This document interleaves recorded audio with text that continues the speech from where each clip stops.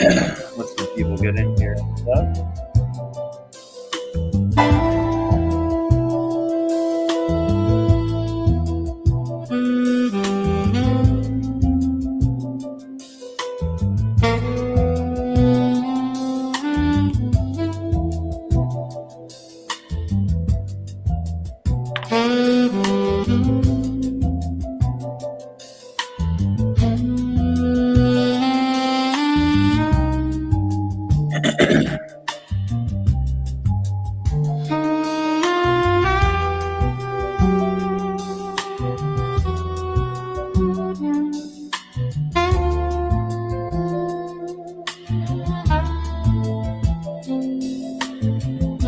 Last time I did one more around this time of night, I did pretty well.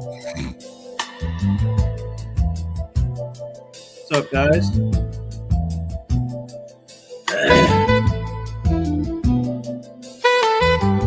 So, body cam footage, those seem to do well. And then we'll break off with some other topics. Kind of like chill here another minute or two. Pour yourself some adult beverage.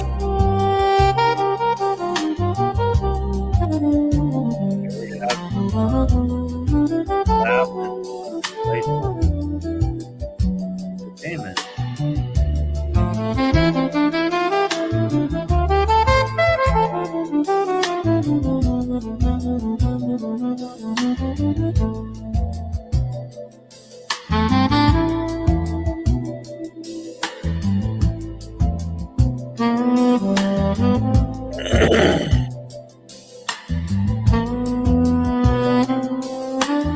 Okay, let me turn that down.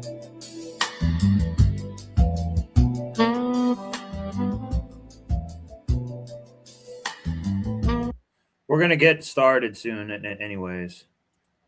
I think you guys should be able to hear me better with this. So we'll actually leave this up. Hello. Hi. How are you? Good. How are you? Good, thank you. Deputy Weiss, the Sheriff's Office. Reason for the stop today is 73 and a 45. Okay, yeah. Where are we on? 73? Yeah, and a 45. I don't, that's fine. You can, Okay. I don't think I was driving that fast, but Okay. I am trying to find my license information. Okay. Do you have a valid driver's license? Yes, absolutely. Okay. Where are we coming from today? I have my mac and cheese on the floor. Like, I'm just trying to get to family dinner. That's all I am doing. Here's my driver's Thank you. Still living on Hidden Valley? Yes, ma'am. Okay. Have you had any alcohol today? No. Okay. Any reason why I can smell alcohol coming from you? No. No. What's in that cup? This is just like an old Diet Pepsi, Okay. and that's it. There's no alcohol? You've had no alcohol ma'am. today? No, ma'am. All right. Hang tight. I'll be back shortly. All right, Kaylee. Okay, is it Kaylee? Yes, ma'am. Okay. Do me a favor and step out, okay?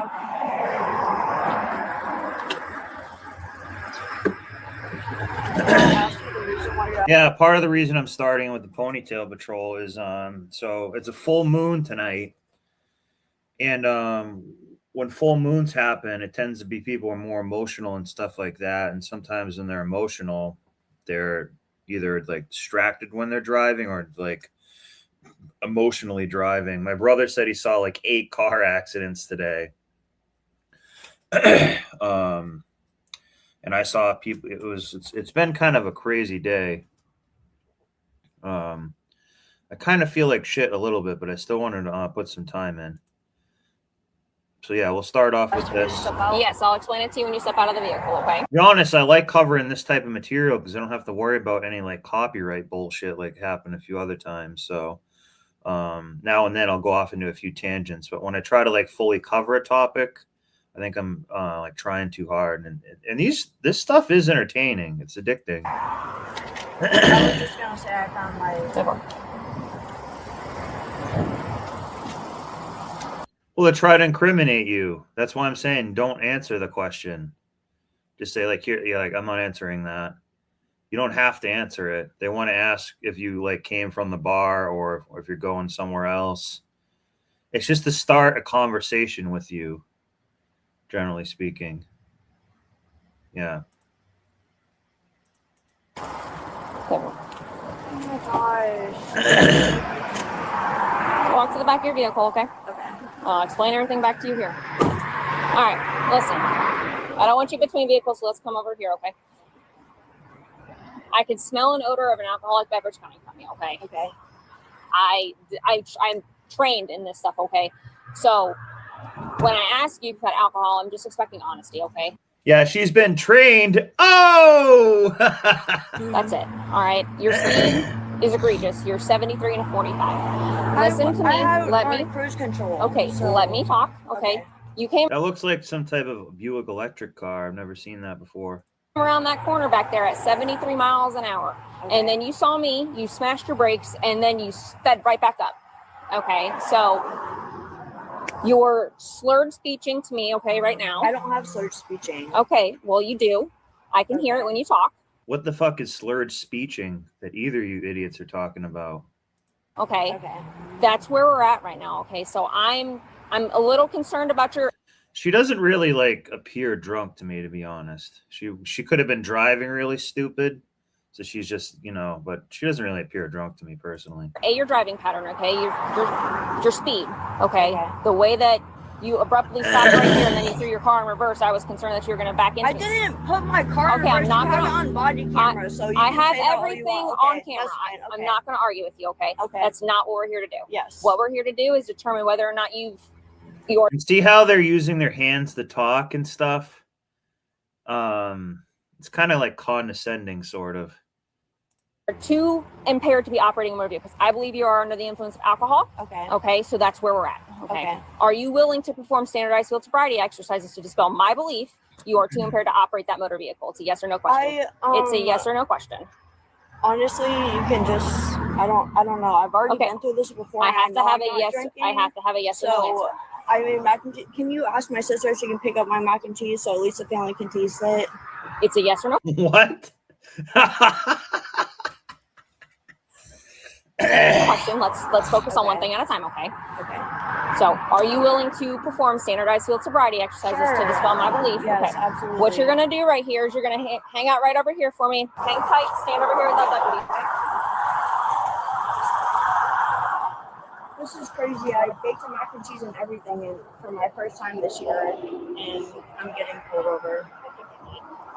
We don't give a fuck about your mac and cheese. What, have you been drinking at all? No, not at all. We shouldn't have a problem.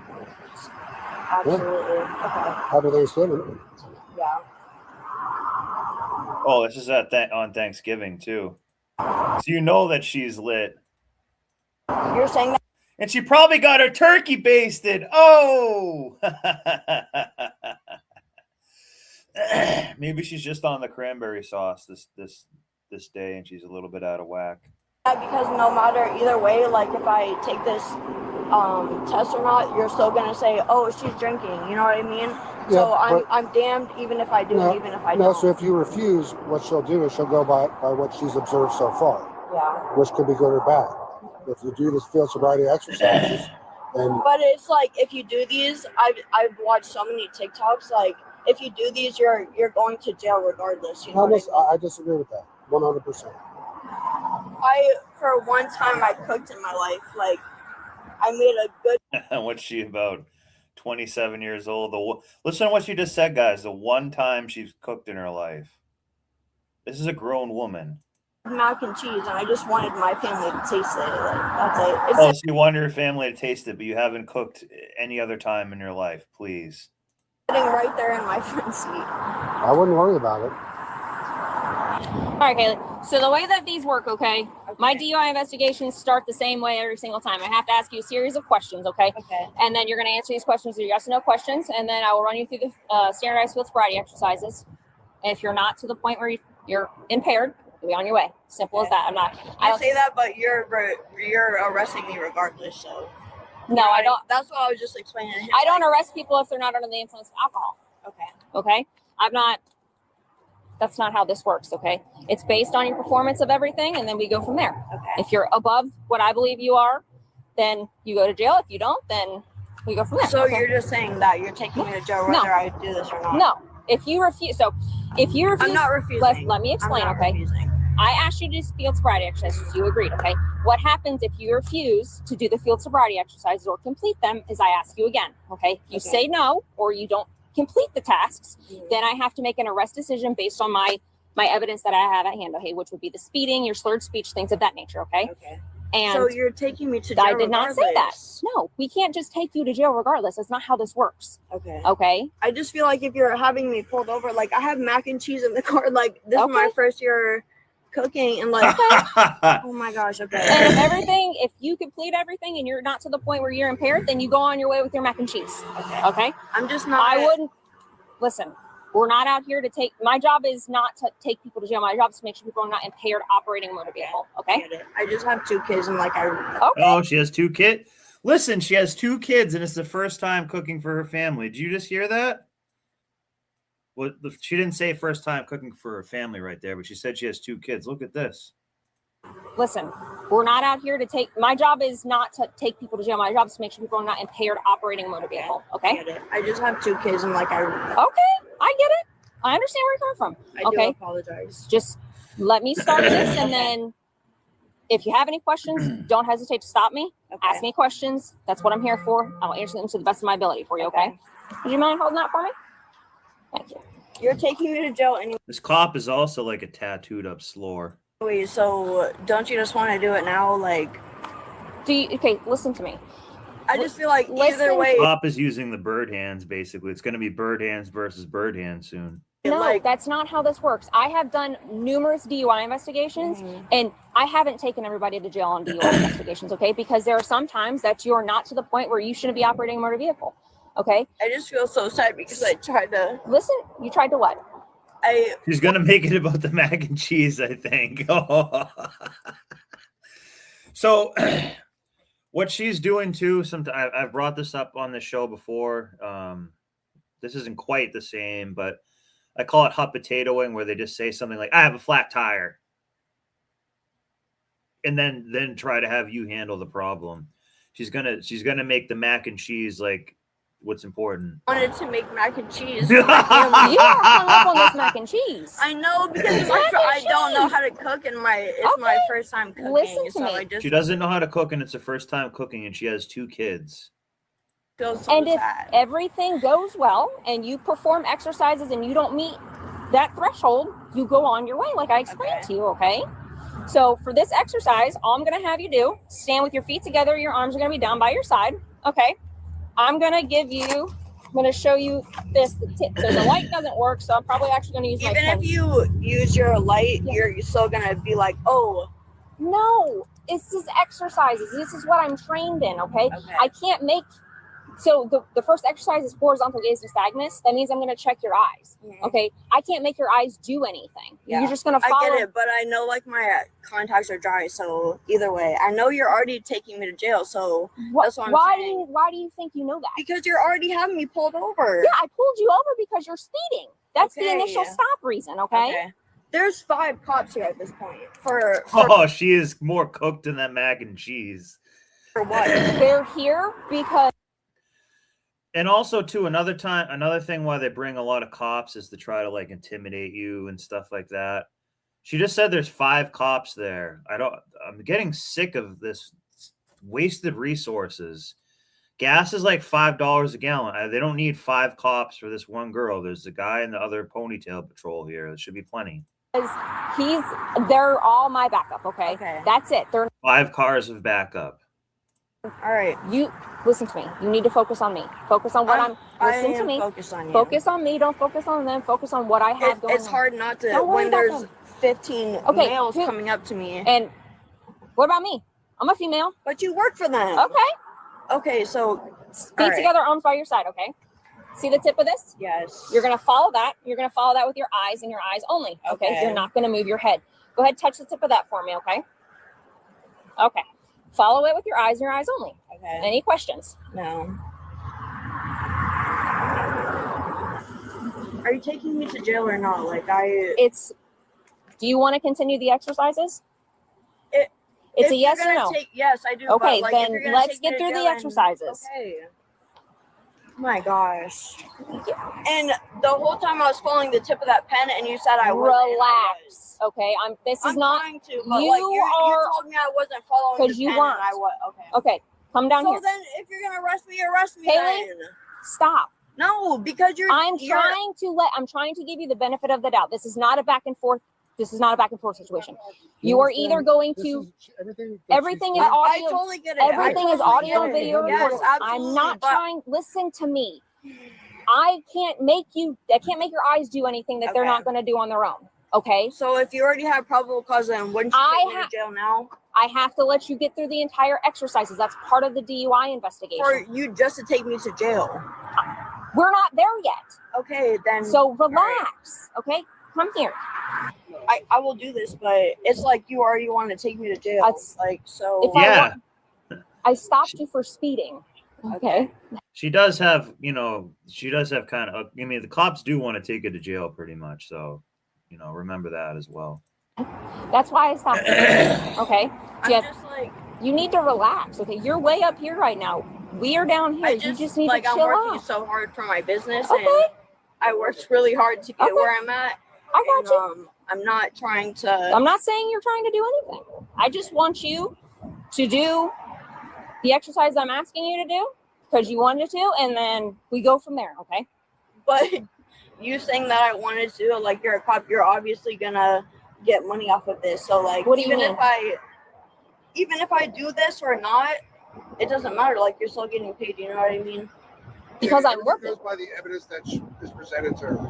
Okay, so it's super windy. You have to take that into consideration. Okay. So you want me to do my 9 steps of my... Whenever you're ready. Do you have any questions about the exercise? I don't know if I want to do this. I want to call my mom. Okay, well, that's not going to happen right now. We're in the middle of an investigation, okay? So are you going to perform the exercise I just had you, or just described to you? Yes. Okay, whenever you're ready, you can begin. Right foot or left foot? Remember the instructions, okay? I asked you if you had any questions. You said no. I know, but now that we're... Left foot on the line, right foot touching heel to toe directly in front. I'm still... He's going heel to hoe. Standing on my left foot. This is no fair. This is crazy. Just take me to jail. No! You guys are having me standing out here doing all this stuff. Can you just take me to jail if you're taking me to jail, please? Are you Maybe finishing she that can bring exercise? the mac and cheese to the jail. It's a yes or I stood no. there for like 10 seconds, and my foot was completely straight. So like, I'm trying to ask you, like, you're the professional, the officer. So what is we doing? Are you taking me to jail? You are not completing the exercises as I described it to you, as I provided you the instructions. You said until you stop. Until I tell you to stop or you reach 30 seconds. Okay, so can I do it again? Like, what the heck? Can you give me a timer, please? The timer is you counting to 30. You didn't say that. You said your 30 seconds. And you will tell me I'm not arguing with you anymore. Okay, Kaylee. so are you taking me to jail or are you going to continue the exercises? Yes or no? What other exercises do I have to do? There are more exercises that you How need many? to do. 3. I've already done 3. Yes, there's 3 more. So yes or no? Are you taking me to jail or not? Are you going to complete the exercises? Are you taking me to jail or not? Yes or no? Are you taking me to jail or not? You're already sitting here judging me when it's windy as fuck. I can't even hold on to a pole. Okay, are you going to... Can't even hold on. Oh, she'll be holding on to the pole soon enough. Trust me. Complete the exercises or not? Are you taking me to jail? Yes, I will complete that. Then stop arguing with me, or you're going to be put in handcuffs right now. You need to relax. You already putting me in jail. You already know you're doing that. Stand with your feet together, arms by your side.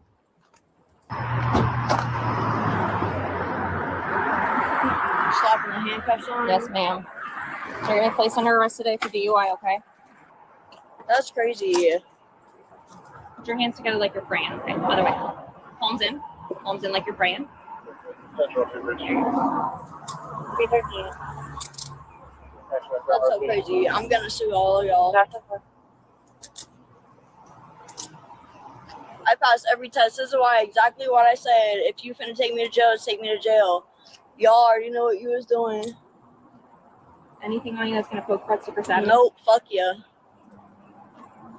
Offer this at my car. Don't fucking touch me.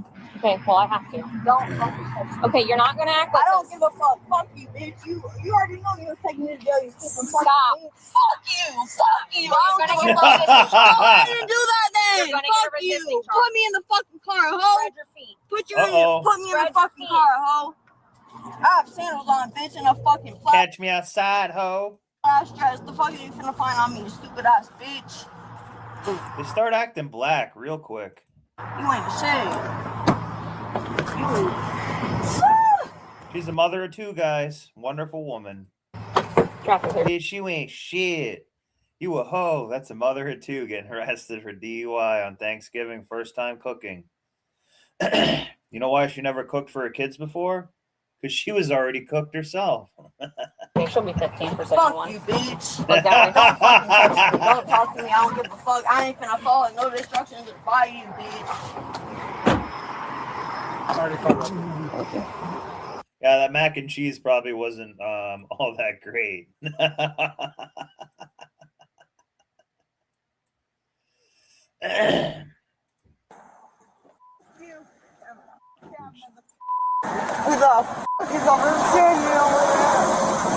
I'm Officer Wilbright with the Crystal Lake Police Department. What's going on? Just so you know, We saw Crystal Lake yesterday too, I believe. I think that was like in Florida. If you don't know, and she doesn't know, Oh yeah, this is funny. This little like comic thing they make. It's like rendering. It's actually pretty funny. we're just gonna have to turn back the clock. I just watched like 1 minute. Of It began when this woman entered this tavern, already seemingly inebriated, and ordered 2 drinks. She acted erratically, jumping on men's laps, grabbing men's butts, and being obnoxious, causing customers to complain and risking a loss of business until she was asked by staff to leave the premises. She shoved a worker and fled to the parking lot. And here we are. You mind coming over here with me just so we get out of the road here? That mother. I know that. I'm sitting here not knowing She is lit. What the f is going on. Okay. Well, do you know when you got here? Are you okay? Do you need some medical attention? No? No. Okay. Do you have any kind of ID on you or anything like that? You don't? Okay. What's your name? Melissa. Melissa. You feeling okay, Melissa? Yeah. Him. What happened? Because the people who were trying to fuck me. Is it M-E-L-I-S-S-A? No, I'm my Melissa. yeah. Right. What's your middle initial? Oh. Did you see what happened? She come from 205. You're really gonna Stop. Melissa, like back up. this? Hey, Melissa, just come I over. haven't done anything to Melissa. you. Just come over here with me. Okay? Just keep talking to me, okay? Fine, First name's Melissa. fine, fine, whatever. Melissa. Sam. Yeah, whatever. Melissa. Oh, Stand by. gypsies. Oh. You want to get fired for... Yeah. Yeah, because he's gonna be fired for what? He's got nothing to get fired about. For an intoxicated. You're not gonna fire him? How much For drink what? you had to drink tonight, Melissa? Nothing. Nothing. Have you taken anything at all? No. Okay. I'm just asking because I could smell some alcohol coming from you. Ooh. Ooh. Did you come here with anybody, Melissa? Ooh. Did you come to the restaurant with anybody? What? Okay, and what? Did you come to this restaurant with anybody? And what? What do you mean, and what? Nothing. Eat dinner. Okay, no. What? No, what? What happened What? inside the No, what? I'm gonna have Sarge stand with you, and I'm Yeah, gonna and what? He already went And inside. what, You bitch? good here? You. You too. Yeah, Brian. I think You you're feeling from okay? Florida. No. We watched. What's wrong? I did like a stream kind of late last night. I think. It's very. Alright, and what? And what? And We're what? trying We to figure covered out a what's lot of happened Florida here. stuff for some reason. You. Fuck you. You know exactly what the fuck is going on. We noticed a lot of these body cams are from Florida. But I was also telling somebody that Florida has like 15 million people in it. And a dick ton of people go there to visit and party and things like that. So it's kind of ripe for stuff like that. But I think the high heat does make people a little bit crazy. This is stop. What do you think? What and what? Okay, Go around the corner out of the rain. you. Shut the fuck up. You talking to me? Yeah, I'm talking Why? to You want to stay in the rain? That doesn't make each other in the rain. You're not trying to do anything. Just What, so what let's the get out fuck of are the you rain. trying to do? Huh? What the fuck are you trying to do? Who are you? Who the fuck are you? I'm your god, motherfucker. Hey, God, come on. Who the fuck are you trying to do? Come on. Go up the stairs right there. Okay. There you go. Go underneath that canopy there. Okay. Good job. Take it right. There you go. Hang out right there. Don't follow. Nope. Stay right there. So, I'm gonna finish his name. You're 10-4. I think I'm ready to continue that name.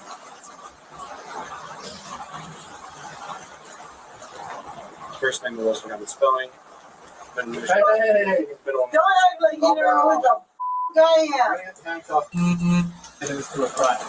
Like that stuff. Back up. Jump up. Oh. Stay back. Melissa. Stay back. Bag of. Oh. Don't fall over. Well, what the Back fuck up. do? Get me arrested.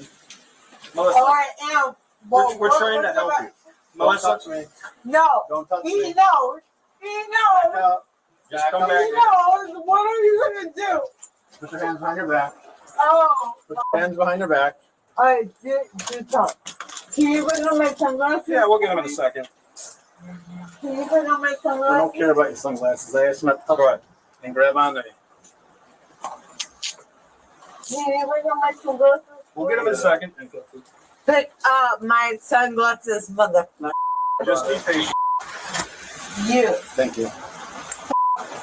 You.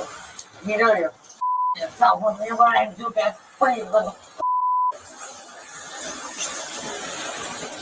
We're good. Stand up against the wall right there. Look at the wall. I can't. Lift your head up. Is she bleeding over here? You guys in her head? Not only is she looking at the wall, she's hitting the wall right now. Well, actually, she's already past the wall. She probably would be prettier if she didn't get trashed so much. Looks like she's got a cut. I did. Yeah, or I can't tell. Yeah. Melissa, are you okay? No. Sit down. Sit down. Okay, there's a brick wall behind you. Do not bash your head against the wall. Just stay right there. You have an injury in the back of your head. Do you want an ambulance for that? No, because you. I don't know if Campbell finished calling for him or not. CCOM 271. Howling intoxicated female. She's detained in handcuffs. She got injured to the back of her neck. There's a laceration and CPI. Rescue wasn't called to December. Well, she's on.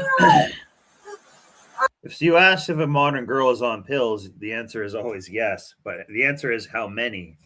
And like I said on the last show, I've said many times before, like we have a ratio that we use here that I'm going to use here. So like if you have one medication, then one drink, that's really 2 drinks. If you have, 2 medications in one drink, that's already 3 drinks. So if you have 2 drinks on those medications, it just multiplies itself. And they're always on this, tons of this stuff. You don't understand. People. Let me show you oh, my please. All right, Melissa, just so you're aware, we're just waiting for the fire department. Oh, just so you're aware, we're waiting for the fire department.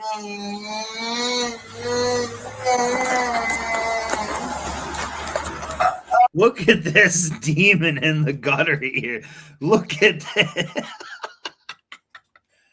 Drugs are bad, good. Oh, the fire department Well, we'll do it here. in a second. I use the fire department.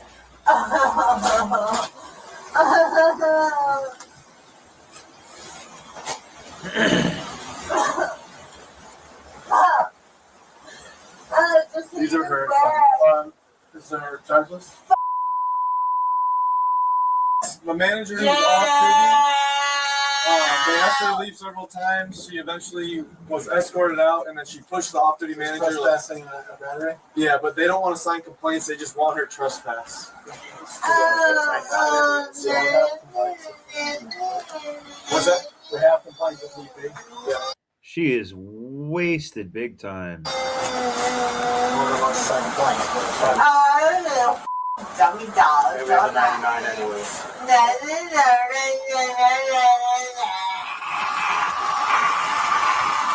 Oh my god! Bitch. You mother. But nobody in there wanted to sign anything. Thank you.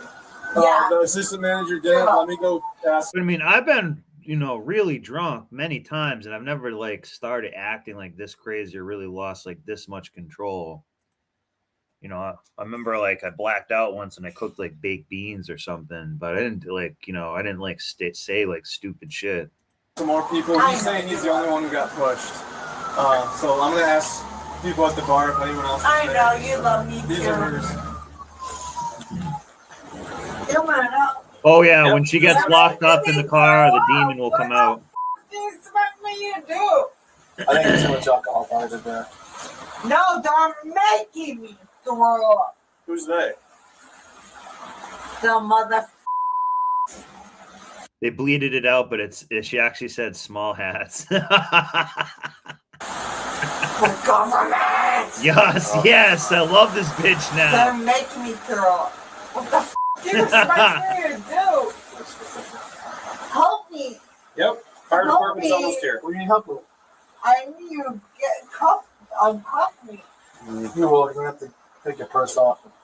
Make sure you have nothing in your purse that's going to hurt anybody. Or Oh, you're just little things you have to do. when I get through with this. Yeah, she should. Yeah.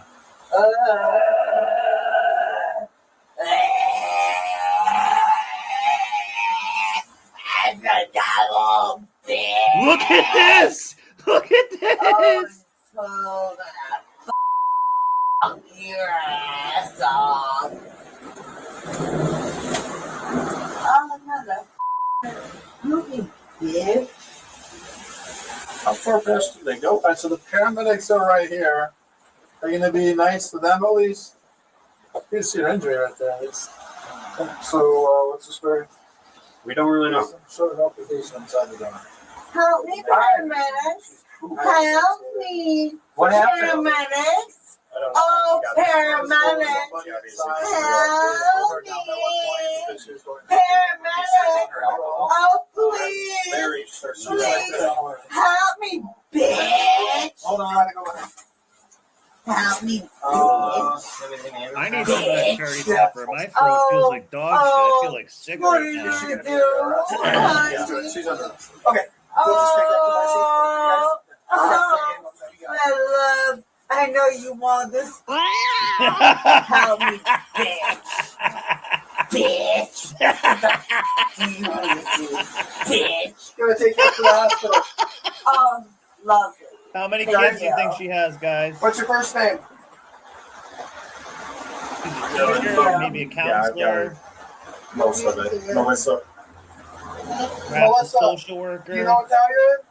No. Okay. You know what day of the week it is? No. Last name's Miller. By the way, let's start with Planet. I know you hate me.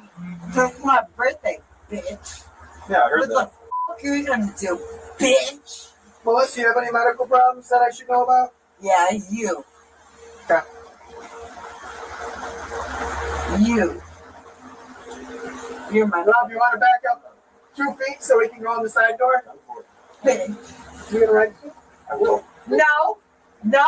He's with me, bitch. Looks like we both are for right now. I'm gonna help you walk down those stairs. Okay, just put your hand on help you up. Help you up. Okay, you fold your knee, put your feet next to each other, like Indian style. Help me. Yeah, we're gonna tuck this foot in. Grab my hand, bitch. Turn this foot sideways. All right, grab my hand. There you go. All right, fine. Perfect. Grab my hand. I can't. Grab my hand. Grab my hand. All right. Thank you. You're welcome. I couldn't reach you. Well, you couldn't. You weren't doing anything Watch about the it. stairs. Careful on the stairs. You mother. Mother. You got mother. Mother. Face, bitch. Bag of salt there. Aggravated assault. Yeah. Yeah. He's the aggravated assault, bitch. Yeah. I know you want to. Mother. All right, let's go, Melissa. Just right in. Wait, hold on. It's hurting me. What is? My hands. Okay, we'll fix that in a minute. All right. Okay. Hold on. Wait. Hold on. It's hurting. Okay, Really we'll bad. fix it in a sec. You're gonna have to strap this hoe down like Hannibal Lecter. Hold on. Grab that. This? No, Yeah. all right. Please. All right. Oh, okay. Hold on. It's hurting my wrist really bad. You're good. I'm good. I'm gonna. See, grip, you know, it could be on the table. You know what I mean? You ever have like a fetish, and I could be like, you know what I mean? I'll just bend, like, I'd have to be in the right mood, but I would have her be like, you know, like say like that Exorcist movie, like your mother sucks cocks in hell, and then have to slob on mine maybe. So maybe if I was as drunk as her. Just. Oh, all right. Hold on. Got my cell phone? What are we doing Just hold it right here? there. Are you bringing me to the hospital? Okay, you are under arrest, just so you know. Me? Correct. Me under arrest? All right, please. Are you helping Yeah, me, working sir? on it. Yep. Moving around doesn't help, though. No, you're not helping me. He's helping me, not you. Yeah. All right, no, he's helping, All right. not you. Not you. Have a seat right up here, Melissa. Okay. Sit right here, okay? I'll listen to you. All right, I appreciate Not that. them. And these EMTs get paid like shit, by the way. Are you helping? Get this backpack off my person. See, she might, you know, clean up kind of okay. Are you helping? Get this backpack off my person. Please, no, hold on, wait. Melissa, just do me a favor. Oh, okay, yeah, that's fine. Get this Put your backpack legs off up. of my purse. Get it off. Purse out. Yes, please. Okay. Just give us a second, He's, okay? no, he is the one who's helping me, not you. He's helping.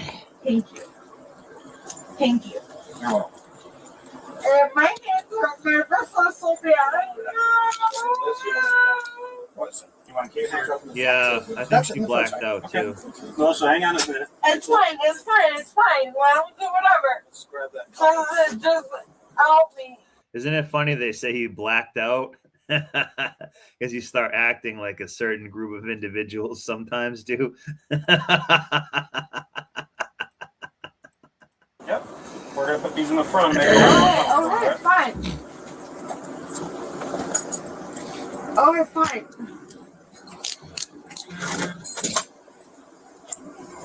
You mother.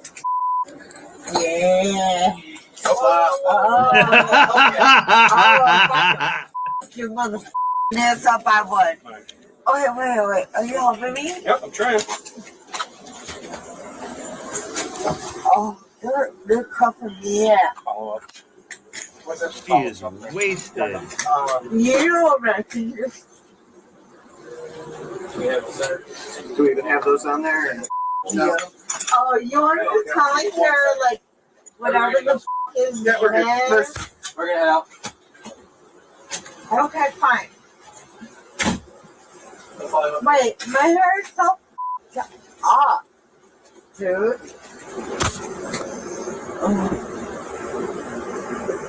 I mean, I have like a minor drinking problem, but not this bad. You love me. We're just trying to take care of you, that's all. Do you have any pain anywhere? Oh, take this down. No, let's keep that on. Melissa, can you put that back on? No. We will cover you up. Melissa. Melissa. Help me. Melissa. Help me. We're taking you to the hospital to get you help. Oh, I know you love it. You love it. You love it. You love it. You love it. You love it. Oh, what you gonna do? Yeah, this What isn't you just gonna drinking. do, Yeah. bitch? This is demonic possession, drinking, We're at the hospital, okay? Danny bars, ketamine or something. Who knows?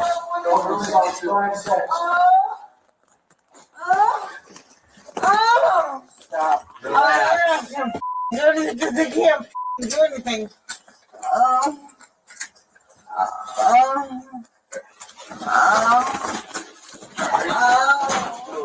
It's like getting off to this.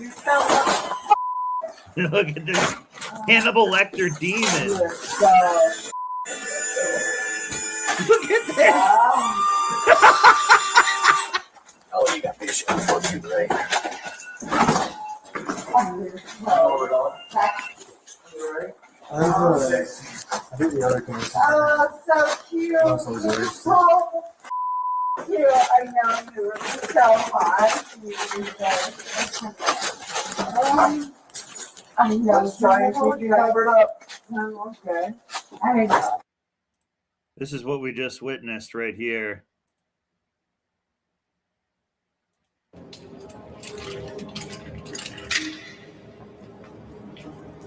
Dr. Lecter, I brought an affidavit guaranteeing your new rights. You want to read? This was her. Senator Martin, Dr. Hannibal Lecter.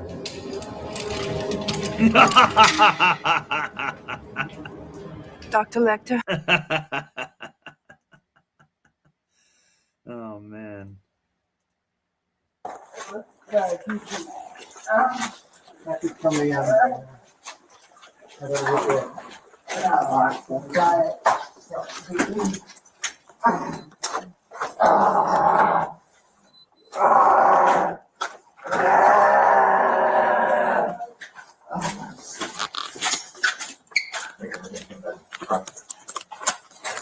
I know, my boobs just. Oh, they look so good, don't they? So I've been trying to cover you up.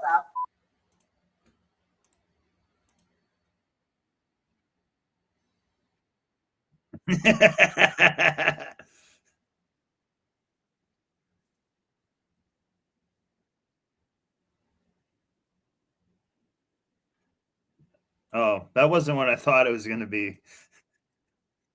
That wasn't what I thought it was going to be. I thought it was going to be a different one.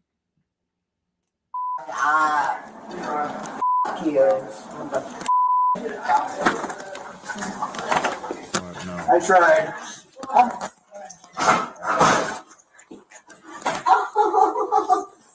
I'm in the hospital bed. I'm in the hospital bed. Really? Stay there. No. Hey. Yeah. Oh my God.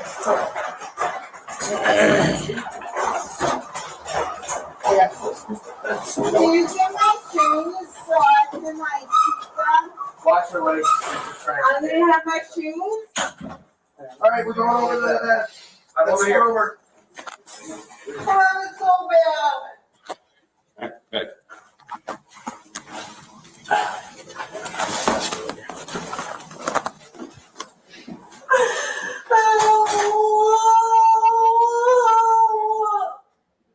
What hurts? Okay. We can't take those restraints or cuffs off you. You. It's just not very nice. So furious. You remember where you just came from? Where? The little sweater. Did you drive there? What the are you gonna do? You're not allowed to go back there now. This is like what will happen to these cops. Your mother would like to leave a message, Gareth. Kind of looks like this bitch too. What is it?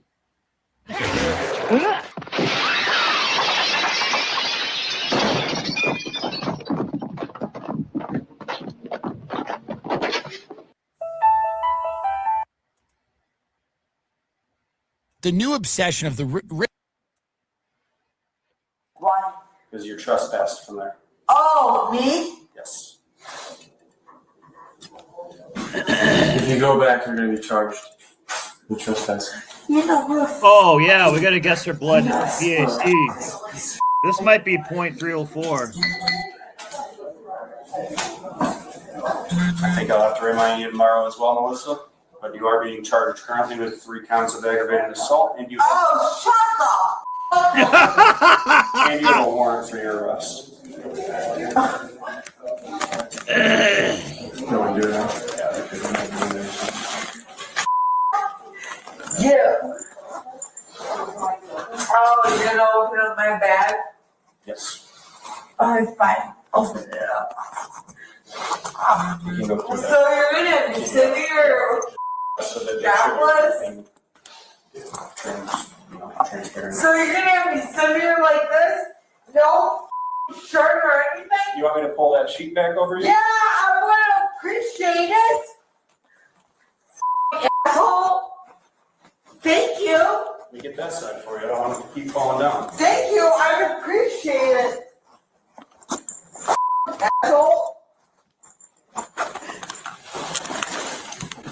I want somebody to open up that door and fight do something. Are you going to throw up? Yeah. Yeah, I told you. See if we can get you a bucket or something. Okay, thank you. Those are really bad. Hey, Melissa, once we get to the station, we'll explain more to you, and then you'll be able to call them and let them know what's going on. He's like this. Hey, Melissa. Hey, Melissa. You know what she did? Your canting daughter.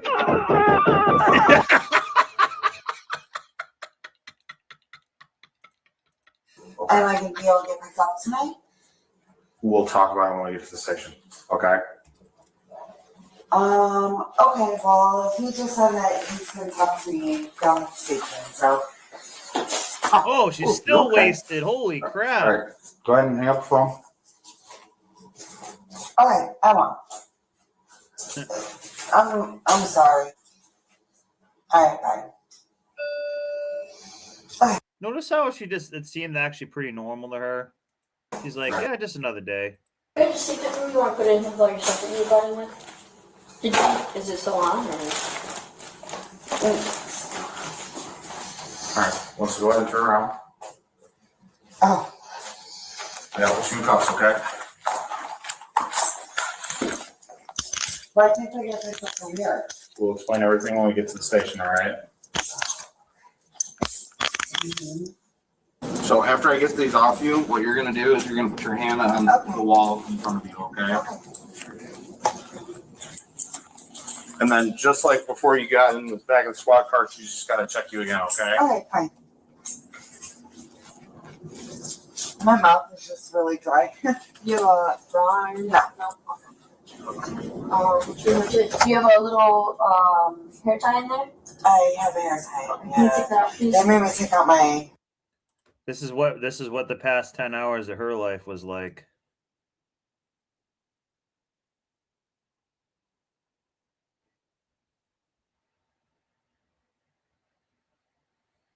Oops. I messed something up. Hang on. Son of a bitch.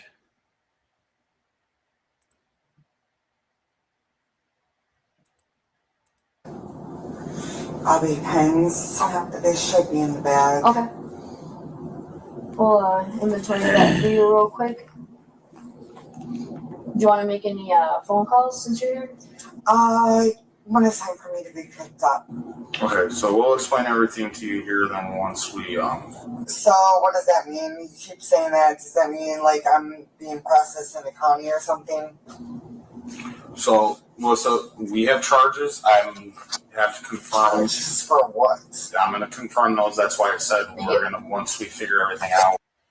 Yeah, this is what I meant to do. This was the past like 10 hours and she was in the hospital.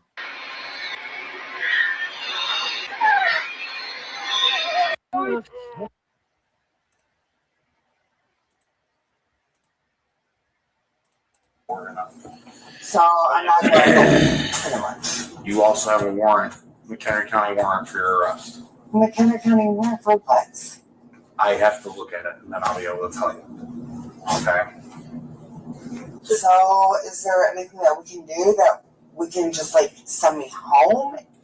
No, because you're gonna have to wait to see a judge and then get that settled with. Really, with who you know who I am, to the both of you, Johnson and Officer.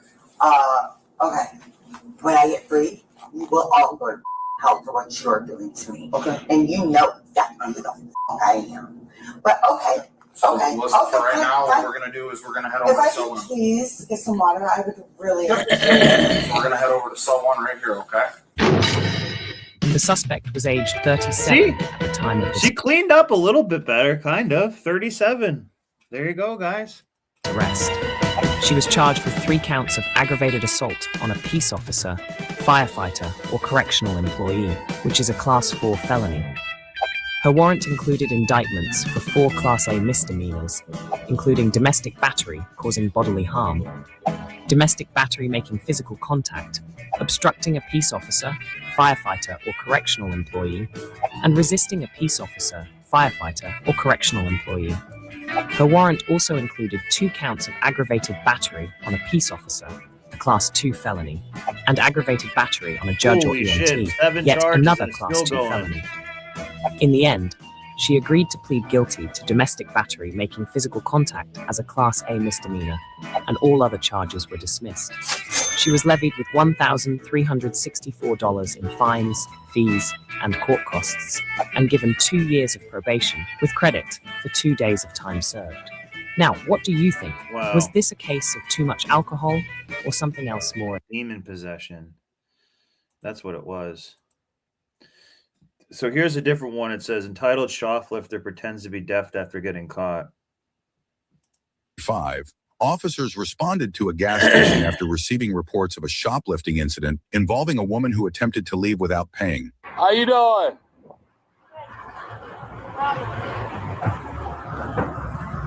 They want you trespassed. This is probably Florida too. May I have your ID? Well, my drawers didn't pass for a small check. Huh? My drawers didn't pass for a small check. She might be retarded, kind of. If she is actually deaf or retarded, I might not watch it. You Nicole, right? Yeah, with an A. Nicole Massey? Right? Yeah. Look at me. I'm looking at you. I'm giving you respect. Give me respect. Okay. Give me respect. I'm giving you respect, Nicole. Right? Yeah. Look at me, Nicole.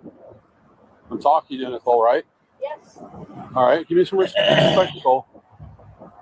Yeah. Central More 200. E-Flex, Nicole Massey. Since she's been trespassed for good before. Look at me, girl. Just look at me. Look at me. Right here. I'm right here. Look up. Yes. Look at me eye to eye, please. Look at me. Look, I put. I want to go back. I liked this other channel actually a little bit better. This looks like a little more upbeat. Yeah.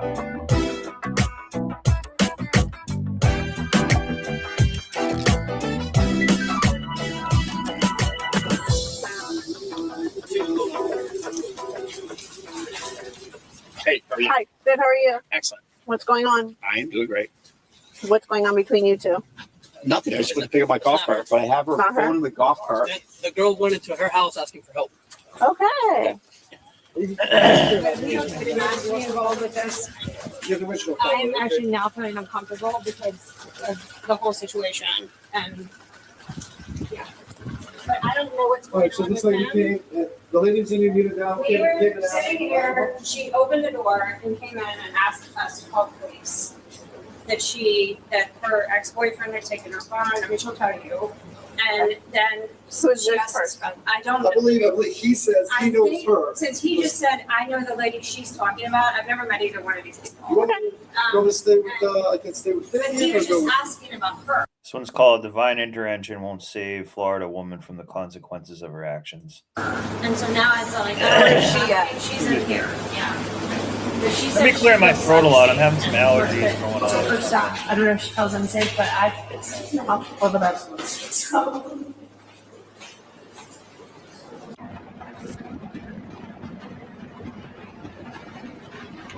I want my stuff. We're gonna get your stuff. Yeah, thank you. Thank you. Thank you. Okay, so what I need you to do is just stay right here. Do not yell. Do not start anything. Just sit here and wait. No.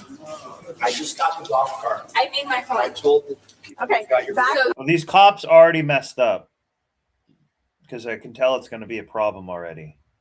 I had my Back phone. up. Back This is my up. phone. We will get your phone from him. Relax. Do you have your ID with you? Just over here. I have my ID and See how the male cop has to tell her to get this female in the white over to there. See, the ponytail patrol is already fucking up. my car. Okay, over here. Come on. Okay, this is the deal. We got two ways we can do this. You can listen to me, and I will get your keys and everything. Yeah, Let's go walk over here. Thank you. Walk over there. Over here. Over here. Over this way. I need my keys. I will get your keys for you. You got two choices. Keyshawn, I don't think she has to try to play pretty hard to play dumb. He stole my keys. Okay. He stole my keys. I'm gonna put this on YouTube. So I have my keys stolen from Todd Kirkpatrick. She's like YouTube live streaming. Oh my god. Uh-oh. What? Todd. You got a choice. What is she? Put your hand behind your back. Todd! Come on, man. Oh, now she's calling for daddy. What is Stop resisting. You get between a woman and her phone, it's like it's more important than food to them. Stop the phone. Oh, yeah. Secret, what is she saying? Stop resisting. Stop resisting.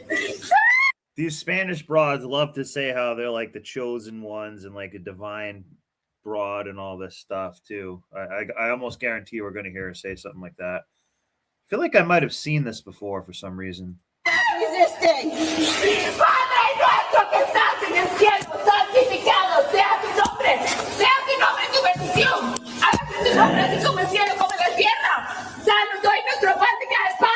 Don't grab my phone! Don't grab my phone! What are you doing? Ma'am, stop resisting. God, the Holy Father, Holy Father, Padre nuestro, don't grab time! Ma'am.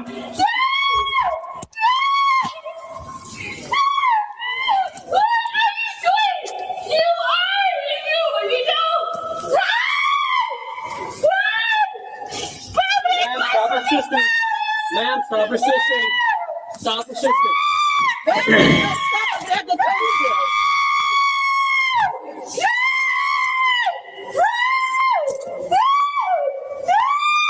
All she had to do is act like a civil adult, guys. That's it.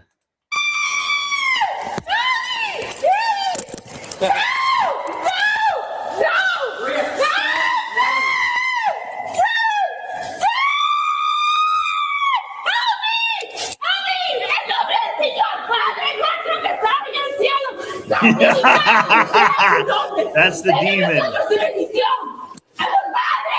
nuestro está en el cielo. Padre nuestro. What the doing? What am I doing? What am I doing? What am I doing? We're gonna take her to the store. Can I take what? We're gonna take her to the store. Just leave her there. Calm down. Breathe.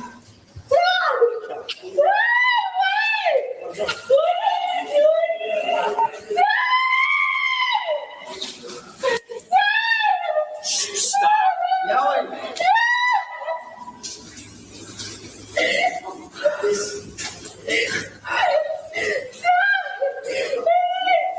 Yeah, she's speaking in tongues.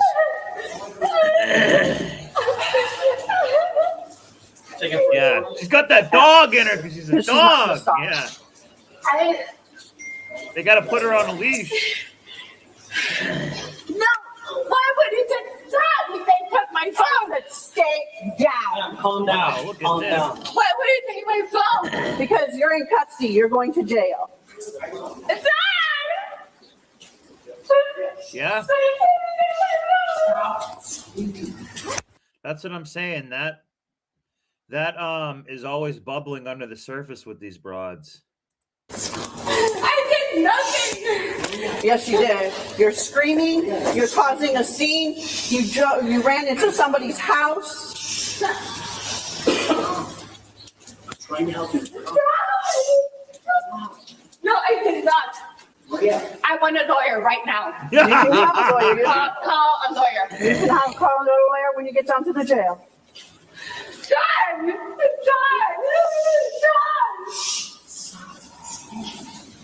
Okay. Are you going to continue screaming? Fast forward a little bit more. Come on, man. Don't, please get in the car. You got two choices. You get in the car, or we're going to put you in the car. Please get in the car. I'm asking you nicely. Thank you. It sounds like a dog whimpering even. Take her to the pound. Take her to the kennel.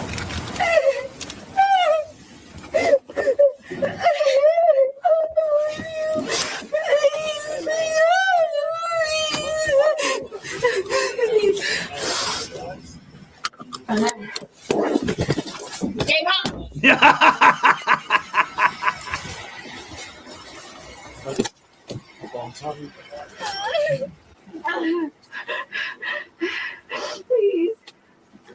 Please, I'm so sorry. Please, She's gonna say she can't breathe. I bet Floyd's law will come into play. She's been cuffed for about what's the timestamp now?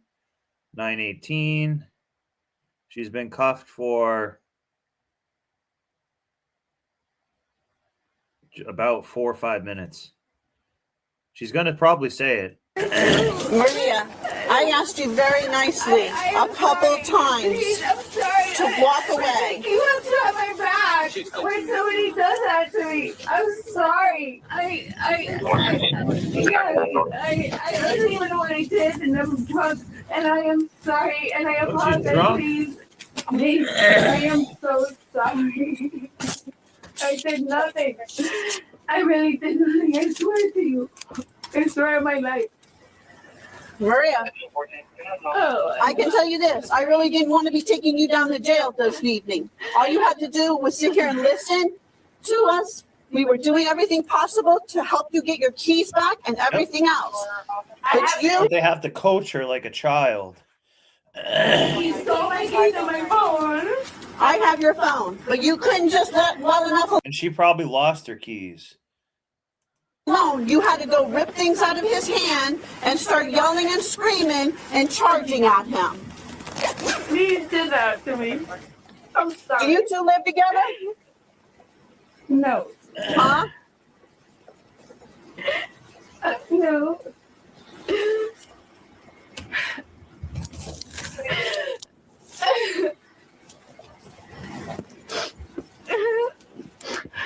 I can't breathe. Yep, yeah. There we go. Ladies and gentlemen, I've coined the frame Floyd's Law. Floyd's Law states that when X gets arrested, The next variable is Y for the amount of time before they say they can't breathe. In this case, it was Floyd's Law kicked in. So this is 10:42 when she said it, and she was arrested at about 3:50. So Floyd's Law took about 7 minutes to set in this time. Floyd's Law also has a higher relevant when they go into the back of the vehicle as well. Being on drugs does increase the speed of which Floyd's Law comes into play too.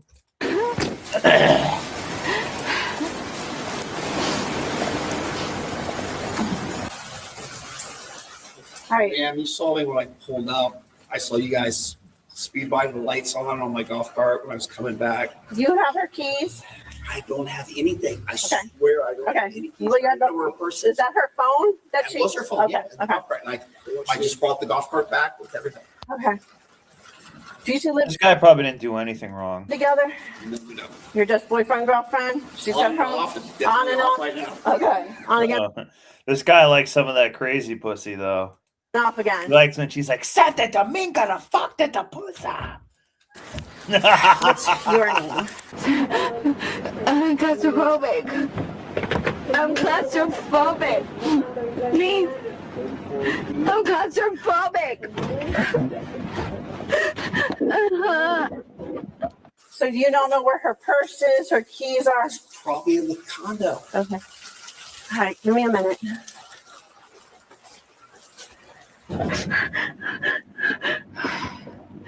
Padre, nuestro que estás.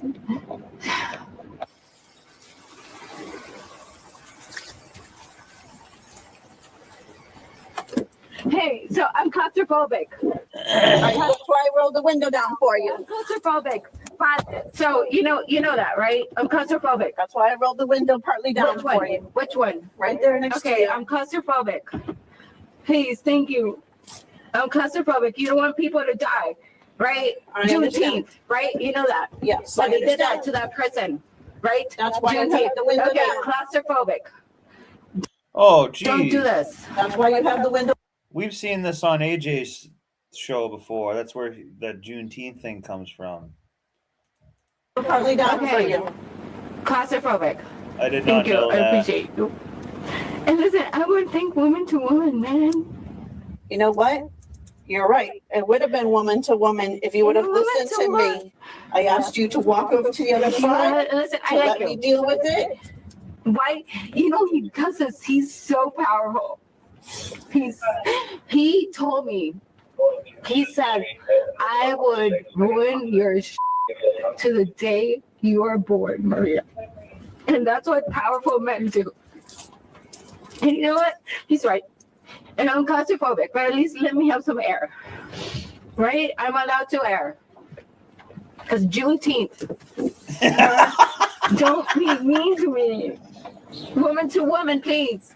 Just hold on a second. I'm sorry. I can't breathe. I can't breathe. I got the window down for I can't you. breathe. I can't breathe. I can't breathe. I cannot breathe. I can't breathe. I'm claustrophobic. I can't breathe. That's why I got the window down for you, Maria. Nobody's going. I can't breathe. Okay, do you want me to have rescue come look at you? Yes. Yes. I can't breathe. I'm gonna die. I can't breathe. Juneteenth. That's what happened to this guy, and that's what you. It's like Juneteenth. 7213. Oh my god! Oh my god! So, rescue, please. Yes. I can't breathe. Oh my God, you're foaming. Female's complaining. I think she just is in there yelling most of the time. The rest of it. Let's try this one Juveniles instead. during a verbal altercation. On December 20th, 2025, in Charlotte County, Florida, officers were dispatched in response to reports of a woman who allegedly exposed her genitals to several juveniles during a verbal altercation with a neighbor. It's all right. She's showing How her kiddos twat doing? to kids and stuff. Look at this. All right. Me. Okay. That's me. All right. So this is the woman. I come outside. She's hanging out on my front porch. I left her alone. Okay. I left her alone. I said, kids, just leave her alone. She's doing her thing, whatever. I come back outside just to double check. Kids are bringing a bike back from her. My mail is all in the yard. This little green thing she had took apart. So I walk over here. I said, hey, I asked the kids, hey, who took out the mail? Crazy lady. So I walk over here. She's hanging out with some guy out front. I said, hey, you go in my yard? She's like, yeah, I'm so sorry. I'm so sorry. I said, please don't go in my yard again. Because I said, it pissed her off. It turned into, you've got a fucking nice mouth for a mother. Look at you. Look at, she's talking to the kids. Look at your fucking mom. Where does she live? Look at this chick has a Medusa tattoo like on her chest there. I don't know if I can zoom in. That's like a Medusa tattoo, I think. You know that like Greek thing where you like look at her and you like turn to stone or something? In that blue house right there. Yeah. All the time. And yeah. So once she starts talking about, oh, you're 12 years old and you got all these Puerto Rican ass kids, you're popping out, you know, this, that, and the third, kind of careful. I was like, you need to go because I'm a reformed woman. I'm changed. You know, you need to go. Just leave them alone, whatever. So she's walking over there and she gets over to where that trash can is in the back and flashes us her vagina. Me and 5 kids. Wow. Who flashes? Oh my god. So she did you? Yeah. You seen it? Yeah, all the kids seen the vagina. Yeah. Okay. I turned around as fast as I could. But you did? Yeah, okay. absolutely. Yeah. All right. Because it's kind of hard for me to get a sworn statement from them. Yeah. So. Okay. Yeah. So once I was like, I can leave you alone. If you do your thing, you leave my kids alone, fine. But when you start exposing yourself to children and you're, you know, you're getting too comfortable. Like, all right. Let me go talk to her. Yeah. Let me go get her name real quick. I'll be back. Yeah. Yeah, I'll be all right. You guys just stay, kiddos, just stay. She over has there, a group of a whole gaggle of little bastard kids. Here comes the company. Yes. Hi. How you doing, ma'am? What's going on? Nothing. What's going on, How you doing? What are you doing today?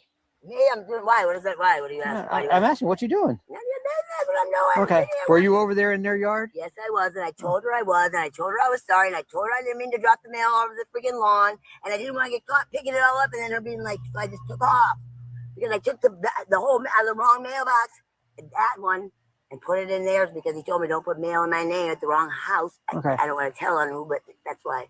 Okay. I didn't want to grab somebody else's trash or mail and put it in the wrong house. Okay, and then what happened after that? Then this bitch comes screaming at me, running like a lunatic, like I did.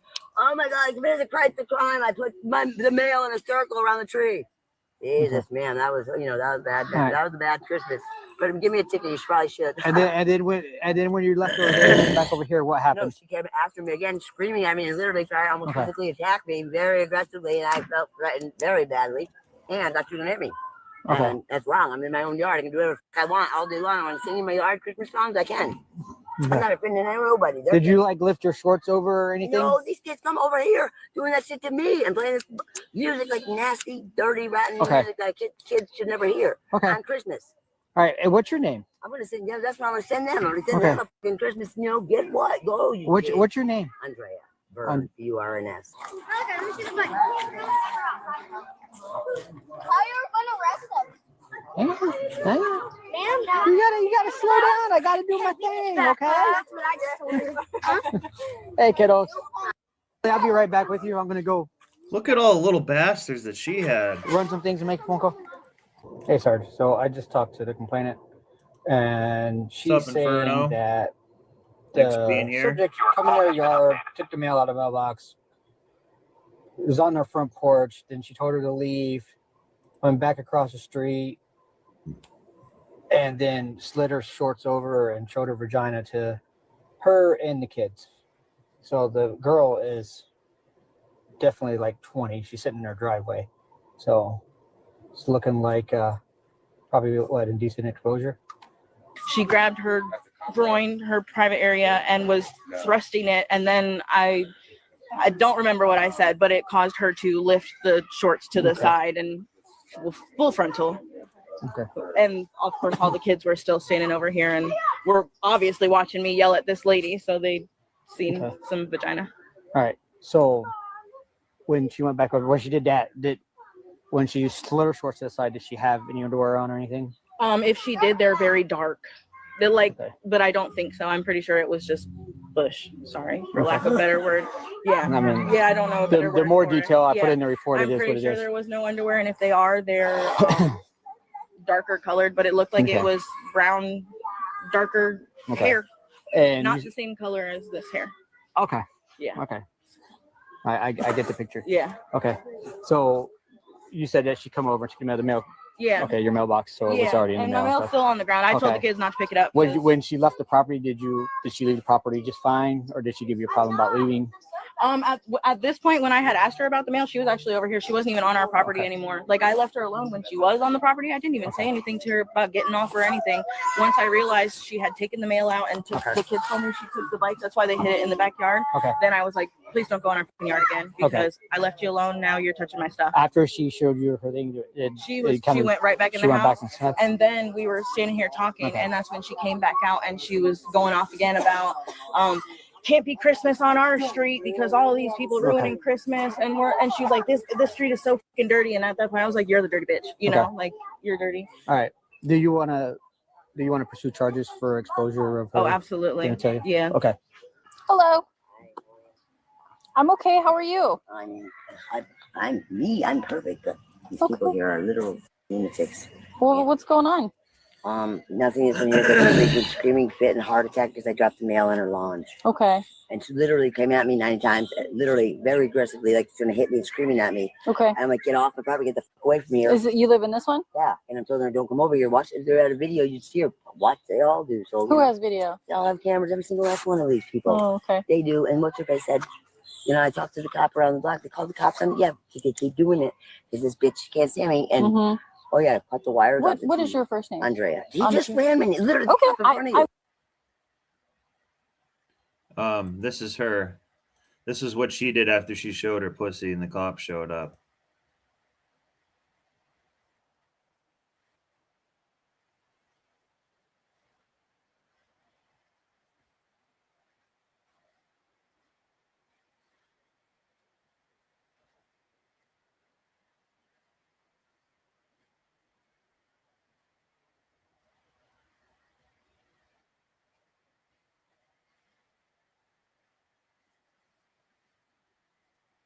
She's like a zombie. Oops. Sorry. I think I messed something up. I wasn't here. I He's wasn't right there here. behind you. Okay. Well, I'm not the same cop. I know, but you know he's been here. You know he ran Okay. my name. You know, we did all this. I'm not. I didn't do anything wrong, and I'm not going to jail. And I don't. Did you flash some kids your vagina? Flash? Oh, literally, did I flash my what? Yeah, when they come over saying, "Yeah, I want you to stick your vagina in my mouth." So all these nasty rap. Who said that to you? Ask the kids what they come over saying to me. I don't even know the words are so that bad, like rap song, but not that kids should hear. You know? Yeah. Disgusting words. Okay, and these parents, they're disgusting. They're fucking nasty ass humans. Sorry to say that, but they are. And I'm sorry that I had to experience this kind of attitude in this world. Nasty ass people. I don't like any of it. How long have you been living here? Doesn't matter. I'm moving out. Okay, well, you're not free to go inside yet. I'm free to go. Am I being detained? Am I being Yeah, you are arrested? being I'm a detained. lawyer. I have You a are fucking being lawyer. detained. We're That's good, perfectly call me fine, lawyer. but you're still being Why am detained. I You're not being free to go detained? Am I inside being arrested? because we're investigating whether or not you committed a crime. So you need to stop. Tell me what the crime was, though. What am I being accused of doing? If you give us a second, we will tell you all of that. Being accused of defending myself from this bitch that's screaming at me and attacking me? I'm sorry, because someone else called first. Oh yeah, that's why. Hey, Andrea. I need to talk to you. Okay? But I need to read you something first. Okay? No, I Before meant to talk you, all change right? screens, but I messed it up. You have the right to remain silent. Anything I think it's will be working used fine against you in now. court. You have the right. Andrea, Oh, come here. My name is Miranda. Okay, Andrea, we're not going to play that game. Miranda has the right to be silent. Okay, but come listen. I don't want to listen. Hey, don't chat. Yes. Oh. Oh. Turn over. Turn over. I will be alive. You'll do anything to me. My life is nothing to me. I'm going to do nothing. I do nothing to you, happy for my life. Why did you do me that? It's fastened around a finger. Yep. I got her. Oh She ain't going anywhere. my God. Oh, shit, the What's block on wrong me. with Hang on. you stupid people? What's wrong with you people? Please. Stop moving. I can't. It hurts so bad. Why would you do that to me, God? Why? What I do to you? Nothing but wake up and be a nice person. Sorry. No, you think you're your grandmother. Oh my God. Seriously, right now. Oh my God. Well, how could you be so gay? What are you do? Tackle a fucking old lady on Christmas? You gay, babe. You're my mother. All right, just hang tight, all right? Yeah, I will. I promise. You're gonna attack my mom. He's already got it. Yeah. Seriously, right now. In the back. You trap me. All right, hey, listen to me. I'm going to roll you on your side. Okay. I'm going to get you up and walk you out front, all right? No, I don't have to walk me. I can walk. You know, I'm walking you out front. Okay. Okay. On your knees. Why would you do that to me? You ran. You ran. So what? Why don't you run in Mexico? Let's see. Why don't you take a whole, and shoot him in the back with it? Stop. No, shoot a wombat, shoot a fucking whole heart. Why don't you try that? Yep. Because she's like this.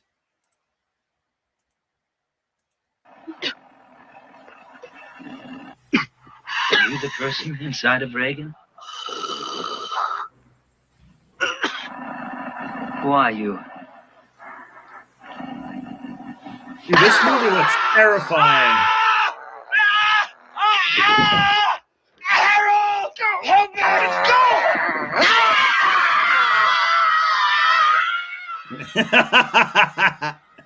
That's just your average modern day 304. Just grabs a dick and goes crazy like that.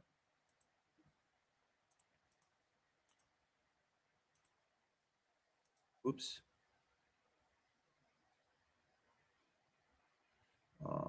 This one here. Get it for just get it for wherever you can, because you have so many fucking gay police that want to have 50-year-olds for Christmas and these fucking pieces of shit queers. Yeah, nice kids. Let's show them how holders. That Exorcist movie looks terrifying. I don't know if I've really seen it all, but those movies really are demonic. Even just watching the clips can kind of bother you. It's gonna be in for long. Hi, good boys. See you soon, Granny. Got her over by right. They're good. Thank God. Well, my fucking queer neighbor. I done get shot in the back. By my neighbor, right in the back of the head, because it's so fucking cool. They want to fight this fight too with the girl. I'm like, pussy, you did last dick. What'd you do? Oh. Tell your neighbor the head he deserved to fuck. Hey, good morning, neighbor. This is you, remember? Oh, no, it isn't. It's because this morning. Just lean up against my car right there. I'm gonna pull these out, okay? What are they? Pull it out.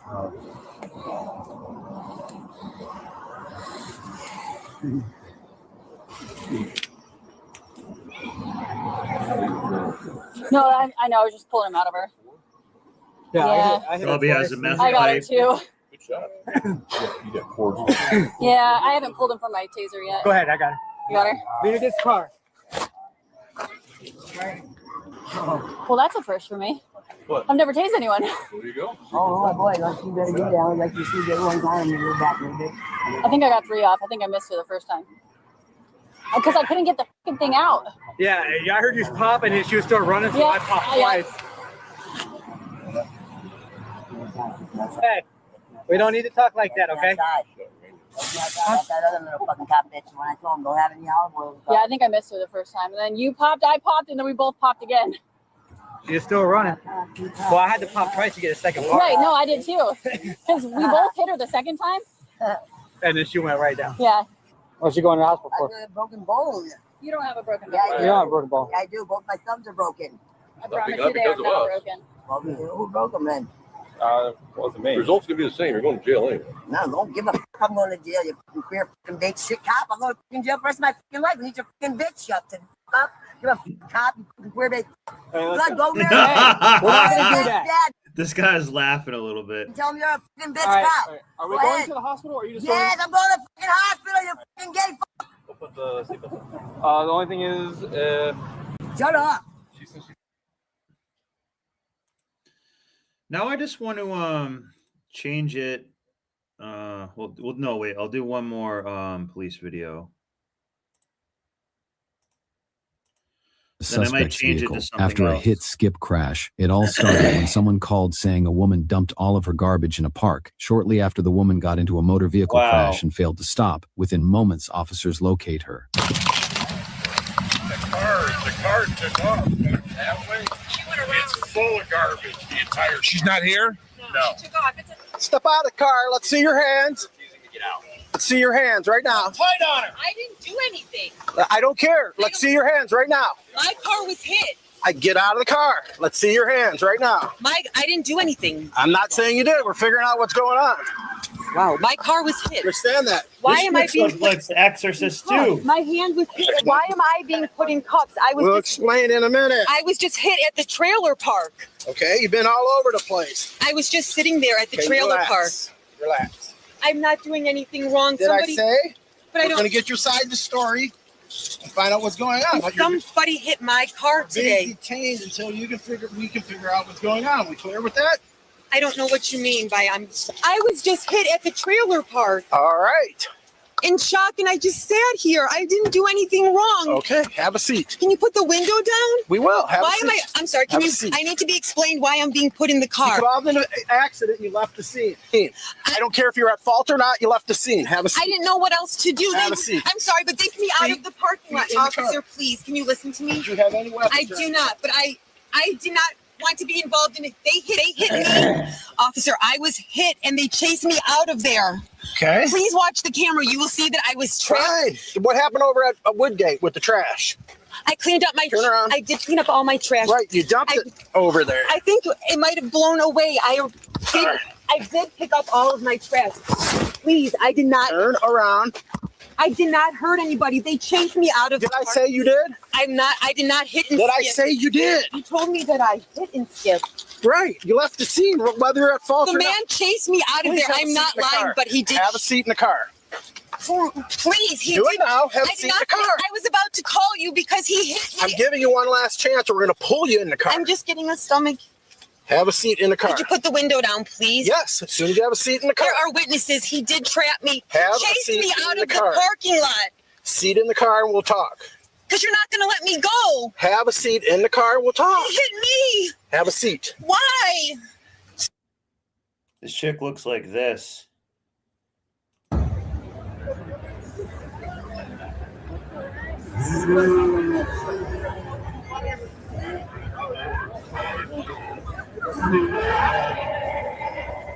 This shit is scary. That's exactly what this chick looked like. Seat in, put your feet in the car. I'd roll the window down for her.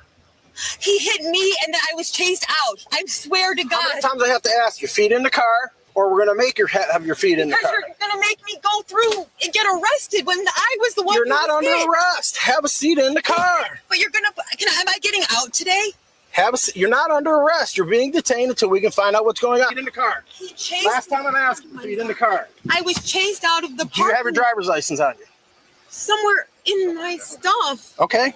I was the one chased out of the parking lot. He hit me and then chased me. There were 2 cars there.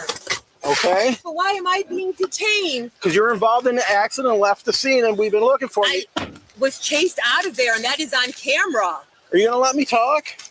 I was the one who was scared. He chased me out after hitting me. Why didn't you call the police? I was about to. An hour ago? This happened like 5 seconds ago. Okay. At the trailer park. It happened less than 5 minutes ago. I'm in shock. I was the one who was hit. I still need your information for an accident. I was the one who was hit. Am I under arrest? Yeah. Well, I'm sorry, you're not under arrest. I'm investigating the traffic accident. I was the one who was hit and then was chased out. A white. So what's a phone Oh number? my God, I was just about to contact you. Please. What's a phone number? Lying her freaking nose off. For you. I should just give you my sister's name. Are you like pranking me? I literally was just hit 5 minutes ago. I was sitting at a trailer park at a house that was for sale, interested in possibly purchasing it. I had low blood sugar. Sure.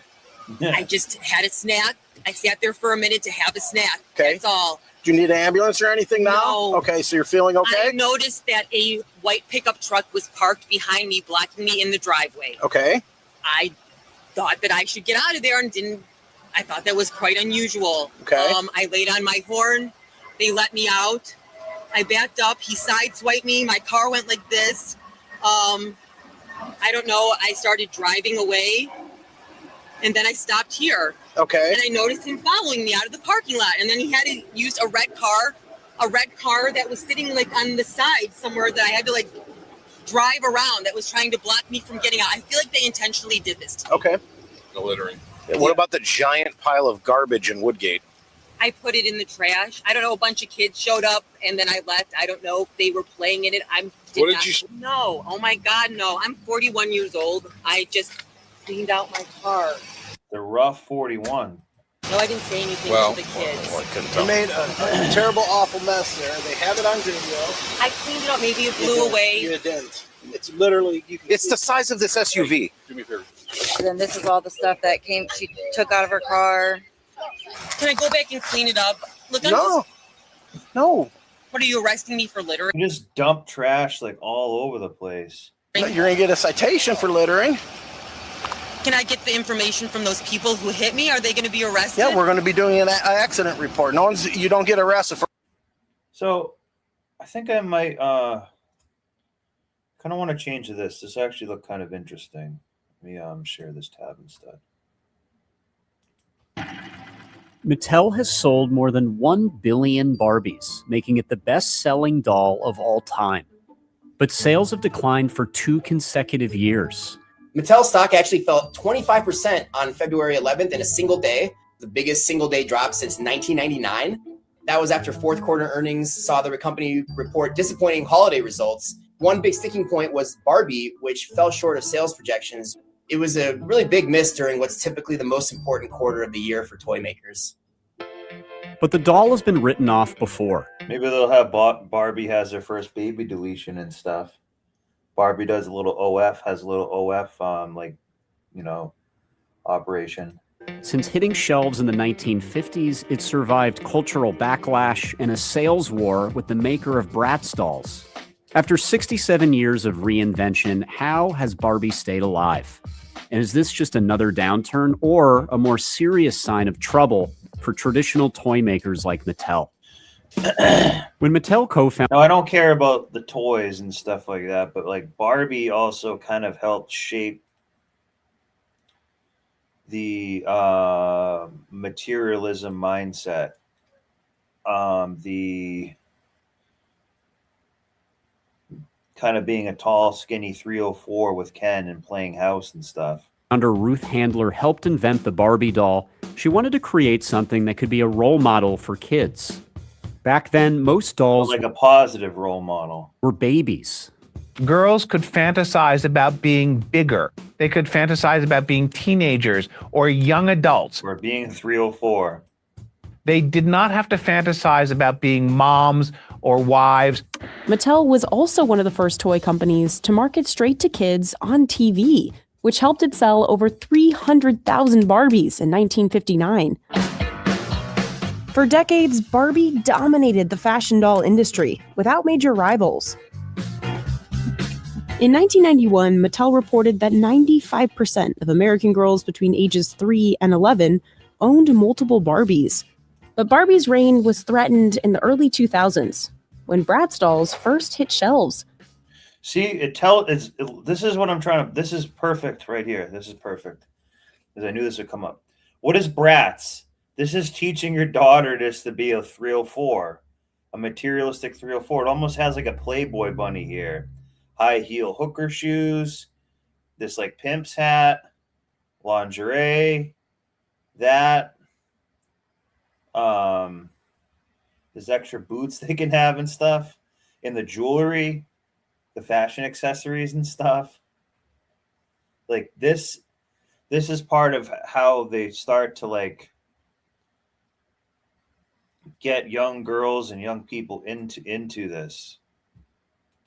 Designed as a direct challenge to the blonde... Look at this right here. Look at this Streetwalker doll.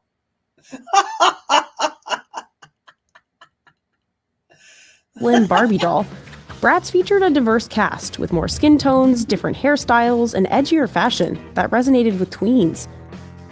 By the mid-2000s, the Bratz doll had hit an estimated... It's a little stripper $1 billion in annual sales and gobbled up about 40% of the fashion They pick gobble for a reason.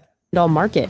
In 2015, Barbie sales reached a 25-year low of $900 million, down over 50% from their peak in 1997. That same year, Mattel launched dozens of new Barbies with different body shapes. But classier, not being a complete 304. Shapes, hairstyles, and skin tones. But it would take a few more years for the iconic doll to regain its former glory. Today, Barbie dolls come in over 30 skin tones, and Brian Maldonado creates them from scratch. The biggest challenge I have, every Barbie character, Monster High character, everybody has their own different kind of skin tone. Actually just finished cooking one, and we're gonna go ahead and pull one out. Where you just get your trusty wrench, unlatch everything here, grab it, twist it, pop it right there. You got yourself a fresh Barbie head. That doll head is the canvas for Barbie's hairstylists like Shirley Fujisaki. She used to work in a salon and has been the key lead hair designer at Mattel for 19 years.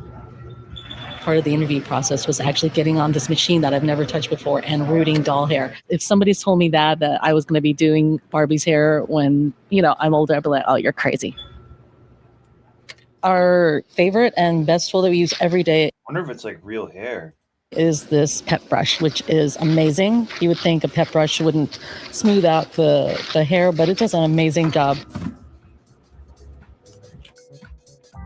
Mattel's hair team has developed over 100 hairstyles in the last decade. This one was kind of popular with adults, just because of adults. The tampering that we did on the hair, the style that we did on it, and just how creative it was to do the kitty ears. To be a kitty 304, furry 304. With hair.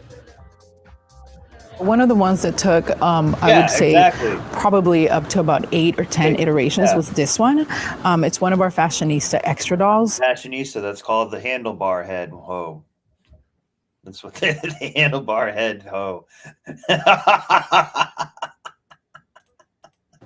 It took us a few different trials to figure out the exact color placement to get the combination coming to down here so that it can show that ombre color from the front of it. Adults have played a critical role in Barbie's comeback.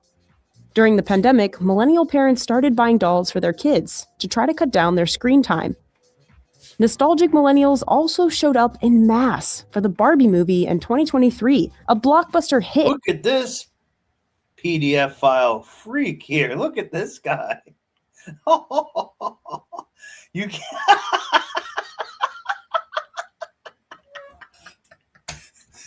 We have some sick people. Look at this guy.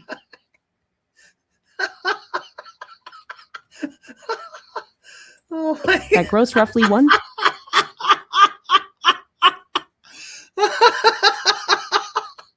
Oh my God.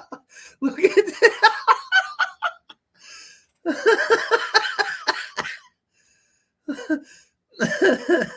$4 billion. The movie helped reignite the collector's market too. Mark Lear, a longtime collector, has taken advantage of this comeback, selling his own line of custom outfits online. So I bought There's probably a lot of money in this, actually. two fabric in Japan, and I got this online. The shipping's not cheap. I have to buy more. He says he could sell this kimono for about $85, but he treats his business as a compliment to his hobby. Today, he has hundreds of vintage dolls worth tens of thousands of dollars in his home in Queens, New York. One of his most valuable items is this European doll, which helped inspire the first Barbie. So this is called Lily, and this was from Germany, and this was from 1955. She was about maybe 3,000 to 4,000. Ruth went to Switzerland with her family, and she saw this doll on the window display. Each Barbie cost $3 in the early days, and accessories cost extra. Today, Mark buys most of his new items on Etsy or eBay, like these $20 shoes. Mark isn't alone. Mattel says about 13% of its US sales come from adults. And when you get older, you want to have something to feel like your childhood feels. Despite collectors like Mark, sales of new Barbie products slid 11% in 2025, marking the second straight year of declines. Toy industry has gotten increasingly competitive. After a pandemic era boom, sales have cooled and retailers have pulled back on inventory. And meanwhile, kids are spending more time on digital entertainment. The companies that have diversified beyond physical toys, especially into gaming, have given themselves more cushion, but Mattel hasn't been as fast to expand into that area as some of the other toy companies it competes with. Mattel also has a Barbie-specific issue. The doll saw a huge resurgence in popularity after the 2023 movie came out, but now it's failing to live up to those readjusted expectations. A big reason why Mattel competitor Hasbro has held up better is because it's been pushing much more into digital gaming, which has helped bring in revenue even as traditional toy sales face pressure. Ahead of the holiday season, retailers delayed toy orders because they didn't know how much tariffs would raise costs. Mattel ramped up shipments in October and November to catch up, but stores couldn't sell the extra inventory fast enough. Now the question is whether this is another temporary slump or a deeper challenge for one of the most iconic brands in toy history. So when you see a big drop in a stock like Mattel, around 20% or so over a small period, it's a glaring signal that the market's questioning a company's core business. Mattel might want to take a page out of Hasbro's book and branch out further into digital. Wall Street seems to think that's where the growth is.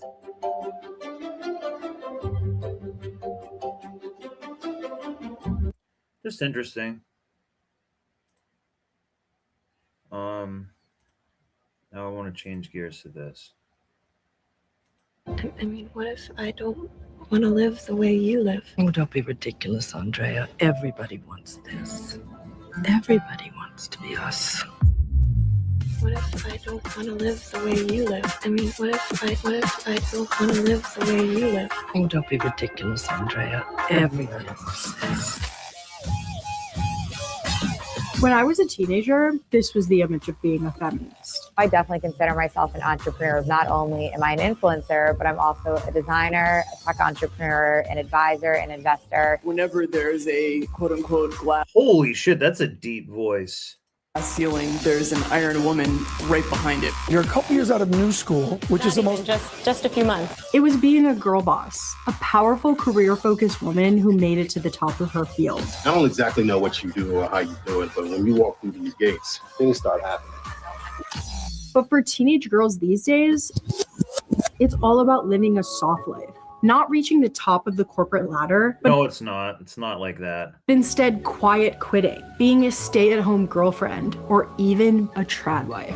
We like cooking. We like running a home. No, you don't. We like supporting our husbands. Trad content is wildly popular on social media. It's got this beautiful farmhouse aesthetic and dreamy images of plush domestic bliss. It's a relaxing reprieve from the chaos of modern life. But to me, a journalist who's been covering right-wing media for nearly a decade, a lot of the tradwife discourse online sounds suspiciously similar to the types of things I hear from dark money-funded think tanks in DC. When you get married to somebody who does all the thinking for you, it is so nice. You used to only hear that kind of talk coming from guys like this. I think there is an argument to bring back the MRS degree. That's a really good reason to go to college, actually. You will find a husband. How did this suddenly go mainstream? So I went onto the homestead and into the kitchen and to a Turning Point USA conference to meet some real life tradwives and find. So I like this More Perfect Union channel, but they always have some like ugly, creepy, weird looking liberals who like kind of like run it. But besides that, I think who they they do a really really nice are job. and what they think. I just don't want to get bullied by teenagers. My husband gets up way before I do because I actually have a lot of trouble waking up for alarms. And he grabs Misha, that's our toddler son, sort of like steers him into my room. And it's like my favorite part of the day. We come downstairs, I make some breakfast, and then sit down and do our morning prayers together. Esther is 24 years old and lives in Ohio. She's exactly what I picture when I think trad wife. People would say that I live very traditionally because I have a toddler, I'm pregnant with another child, I got married young, my husband and I are devout Catholics. She also seems to have nailed the soft life. I really love having the space to unfold slowly and kind of center yourself in the morning. And I do understand why this is appealing to some young women. While our grandmothers were told to look pretty so you can marry a man who will take care of you, millennial women like me got a more empowering feminist message in the 2010s. Sorry I'm late, but I had some very important business to attend to. #girlboss. We didn't need to rely on a man to have our own bejeweled American dream. We could be a CEO. As a baby millennial, I was set on living the girl boss life. I wanted to work in politics. I've never heard of CEO before, but that is completely cringe. There's another really like cringe saying too from Margaret Thatcher. It says, when you want something talked about, ask a man. But when you want something done, ask a woman. No one has ever said that except Margaret Thatcher. Politics. But when we tried to lean in, a lot of us just fell down. How do you have time for everything? How do you balance it all? I don't. I'm very tired all the time. Finding a job is hard. All the fucking girl boss feminist bitches lied to me. I don't have goals. I don't have ambition.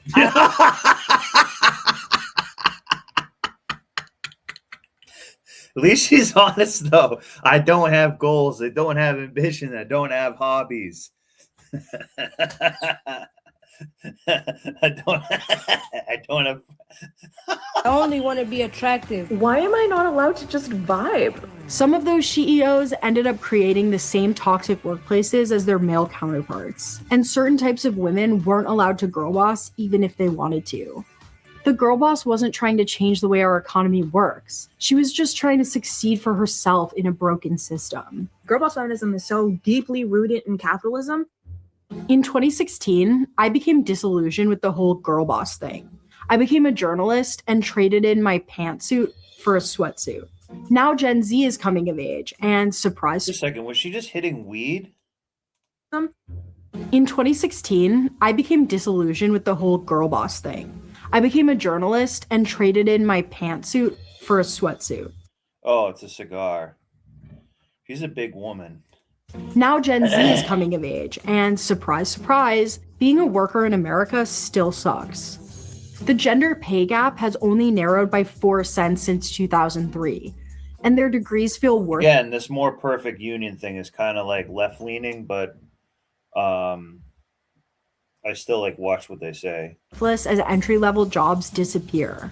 I totally get why some young women just want to escape to the prairie and bake sourdough. But I couldn't help but wonder, does wishing for a family necessarily mean young women are becoming more conservative? Hell no. The right-wing movement certainly hopes so. They've gone all in on recruiting young women who want out of the corporate rat race. They're investing big in a new class of social media savvy pundits who push conservative messaging to young women. The feminist movement is in large part to blame for the fracturing of the traditional home, where women were coerced outside of their natural roles as mothers into the workforce. They're cashing in on the girl boss backlash too, shaming women who don't want to have children or who want to have a career by calling them a bunch of childless cat ladies who are miserable at their own lives. There are a lot of successful 35-year-old orthopedic surgeons that have cats. The right-wing youth group Turning Point USA is at the center of this messaging push. Last summer, I attended one of the youth conferences they host, Ground Zero for all things trad. I wanted to do Air Force, I wanted to do FBI, was interested in police work, all of that. But then I really just came around to the perspective of what's more important in life. Is it going to be more important to me to have kids and a family and a future and that will last forever? Or a career that, yes, could help people, but also isn't going to be relevant in a few years? And Charlie really says to choose one. And I thought about it. And I was like, oh my gosh, like I've not been choosing the right thing. I've changed from not wanting to have any kids so I could see myself with 4 or 5. Right-wing activists have also launched a women's magazine they call the Conservative Cosmo. In between fashion tips and celebrity gossip, EV Magazine features articles fear-mongering about the dangers of birth control, focusing on your career, and delaying having children. EV's editor-in-chief, Brittany Hugo-Boom, also created a period tracking app that encourages natural family planning instead of the pill or an IUD. And she sells a supplement called Toxic Breakup to use after quitting hormonal birth control. Most of the app's funding came from right-wing billionaire Peter Thiel. This fits right into the larger reactionary right-wing movement, led by groups like the Heritage Foundation and the Federalist Society. Well, I like the Heritage Foundation. That's my ninja right there, Clarence Thomas. We've spent decades dismantling the social safety net established in the New Deal and chipping away at reproductive rights. And their scheming paid off big in 2022. Oh, you do have a point. Like, we do kind of want them to not have goals and stuff like that, because then we have to lead them to their goals. So I wasn't laughing at her. It just was funny. When they overturned Roe v. Wade. Even tradwife influencers who aren't overtly political, their lives track well onto the 1950s inspired conservative vision of America. A Christian family with a man at the head and a subservient wife. He goes out to work, she joyfully keeps the home and minds the children. Their efforts seem to be working. In 2024, the youth vote had its largest swing towards Republicans in 20 years, especially with young white women. Democrats were stuck in outdated girl boss messaging. Meanwhile, Republicans had someone on the ticket who understood trad mentality all too well. You have women who think that truly the liberationist path is to spend 90 hours a week working in a cubicle at McKinsey instead of starting a family and having children. If my choice was between being a stay-at-home mother and doing Excel spreadsheets, I would definitely be a stay-at-home mother. Right now, Esther does work. She's an adjunct professor of philosophy and classics at a university nearby, where her husband, JB, is a PhD student. I don't think that having a career in general is important to me, but having this job is important to me. Teaching students, doing philosophy, reading these great books. This is so amazing and meaningful. It's not easy because it's just really hard to have sort of moved away from a one-income household paradigm. The standard of living is just adjusted for there being two people working. Esther and JB don't have a lot of money. How do finances and income factor into your decision about having children? They don't. I mean, if we were like homeless, we would be like, this is really scary. We need to like be very careful not have any more children right now. But the decision to have children was just not something that was influenced by like our standard of living. Have you had any unexpected costs with pregnancy? Yeah, the big one for me is the midwife. That's a happy baby. I had a OBGYN, but I ended up switching to a midwife for what I consider safety reasons. After a painful experience with a kidney infection during her first pregnancy, Esther needed more personalized care. Whoa, that's super nice. Yeah. I'm gonna pass out. That is so nice. Midwives are not paid for insurance, and it takes like half of my adjunct paycheck. There's other things too, like prenatal vitamins. I've got approximately 1 billion prenatals to take. When my midwife talked to me about what the recommended diet was for a pregnant woman, I'm like, there's no freaking way. Like probiotic kefir's kind of expensive. Yogurt's kind of expensive. We would look at like even like breakfast cereals and be like, oh my gosh, one day when we're fabulously wealthy, we will buy like Rice Krispies. And I remember just seeing like $50 worth of groceries and it's like all we have for like this whole week. And then like the person next to us has like multiple gallons of milk at a time. And I'm like, oh my gosh, like multiple gallons of milk at a time, right? But it was just still kind of like psychologically hard for me to be like pregnant and like wanting to like make everything good in my like new little house and then having to buy the like possibly spoiled chicken from Kroger, you know? Like, what am I supposed to do? Have a ton of kids. I mean, get married when you're too young, have more kids than you can afford. Have as many kids as you can afford. Have more than you can afford. Have 1 million kids. Less burnout, more babies. A more helpful suggestion came from a family friend. I'm not so sure about that. Go on food stamps. She was like, there's this thing called WIC and there's this thing called CHIP and there's this thing called SNAP. And like, it's really important that you not feel any shame about that because it's for like poor pregnant young mothers. Like, this is who it's for. They also got on people who can't afford it. Medicaid. Not sure that's part of the right's vision of the perfect 1950s trad life, But even some of the women at the Turning Point God damn, she's pretty ugly. conference weren't buying that version. They've just kind of been preaching like always make a family, make a family, make a family. And it's just, I believe that women should have some sort of career field and stuff while also being able to have a family. I would love to settle down. The issue is that women are being priced into having to work, so it's not really an option. Well, I mean, I think the goal of the government should be to help the working class, point blank, period. But there's another key part of the trad life that I'm still curious about. Last summer, I spent more time at Turning Point conferences than I did with my own family. The aesthetic of trad that conservatives create is always the same: a beautifully decorated farmhouse in a perfect pastoral setting. And online, trad influencers like Ballerina Farm show us a vision of labor that's connected to the earth and produces tangible goods. A contrast to many jobs today where the fruits of your labor are usually just increased shareholder value. So I went to rural New Hampshire to meet another genre of trad wife. Oh, hell yeah. Come my way, ho. To learn what the soft girl life is like on an idyllic farm. I get up early. I'm up by 6 most mornings. In the winter, I'm making a fire, doing yoga. And then I go right to farm chores for a couple hours before work.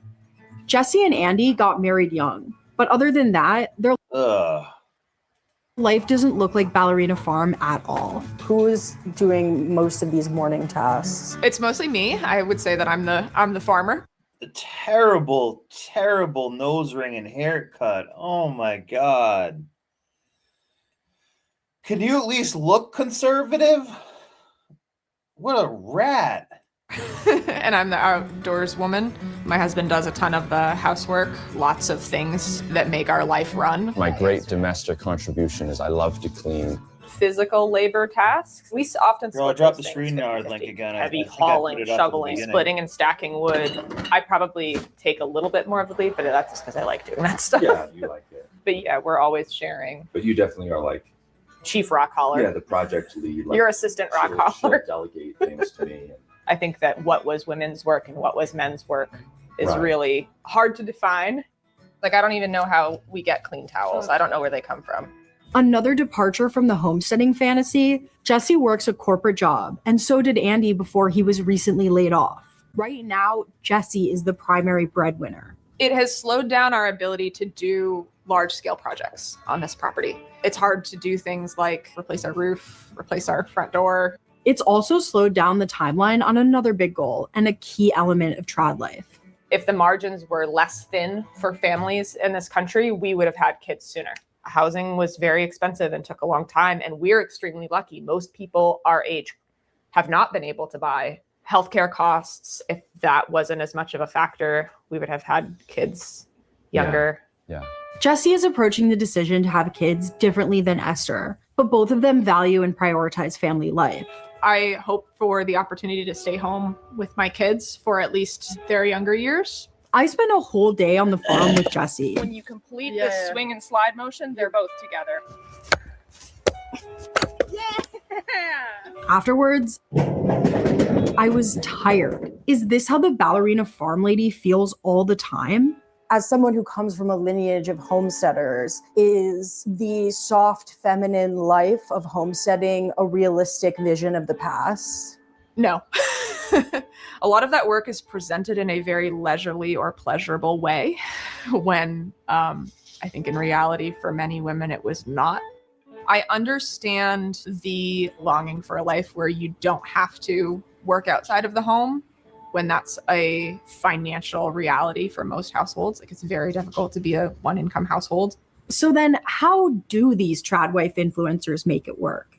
When I got back from Jesse's, I started looking a little more into Ballerina Farm or Hannah Nealman. First things first, she's married to JetBlue Air, so there's that. But they're actually not even a one-income household. Ballerina Farm isn't just an Instagram handle. It's the name of her online store, which has over 50 employees. And I'm pretty sure your average 1950s homemaker didn't have a personal assistant and a homeschooling teacher.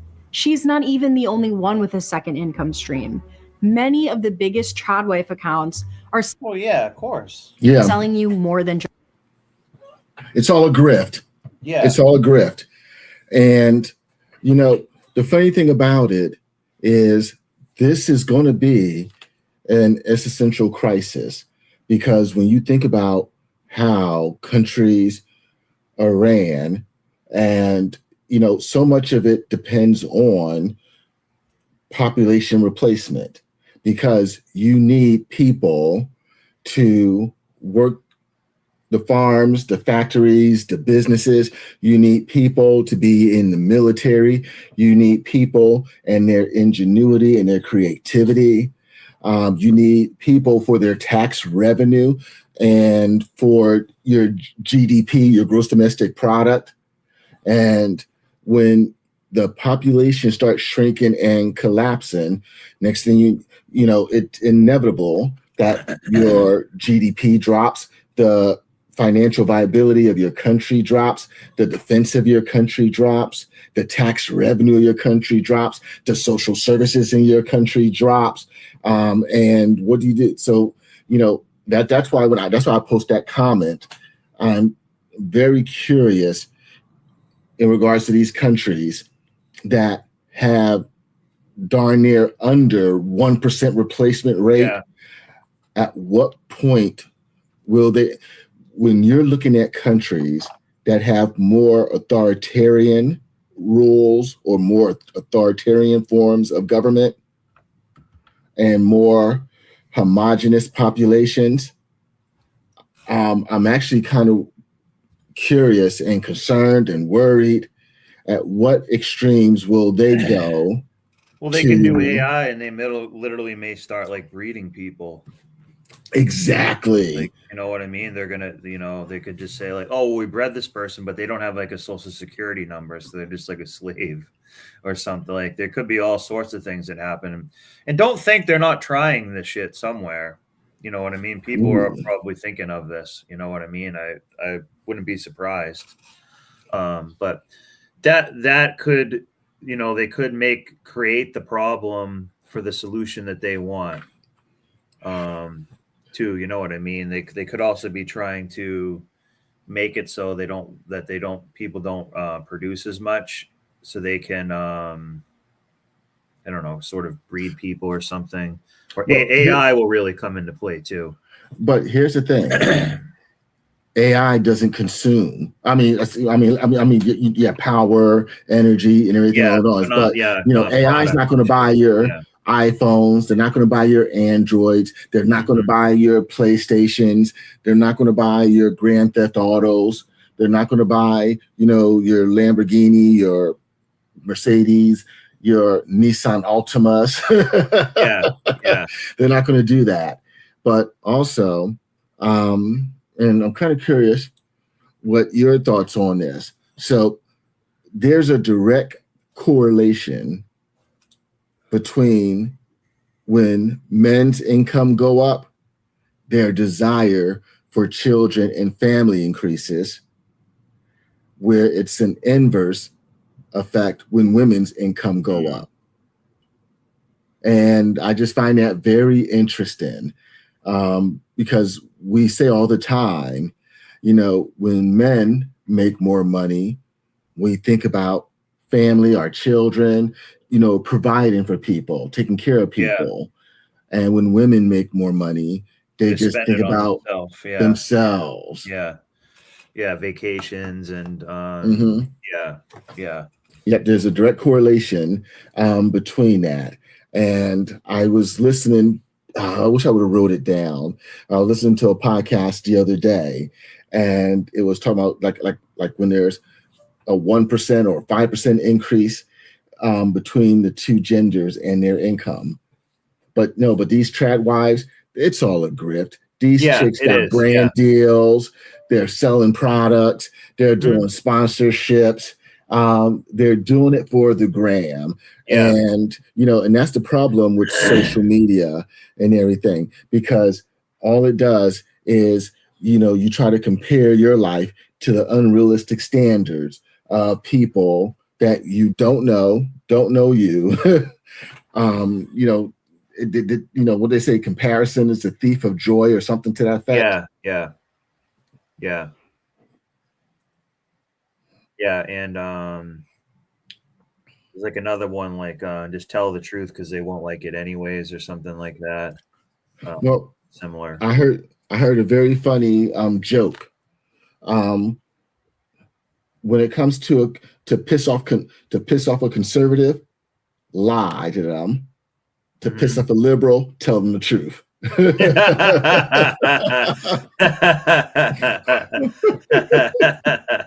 That's pretty funny. Just their lifestyle. Nora Smith, Calvin Klein.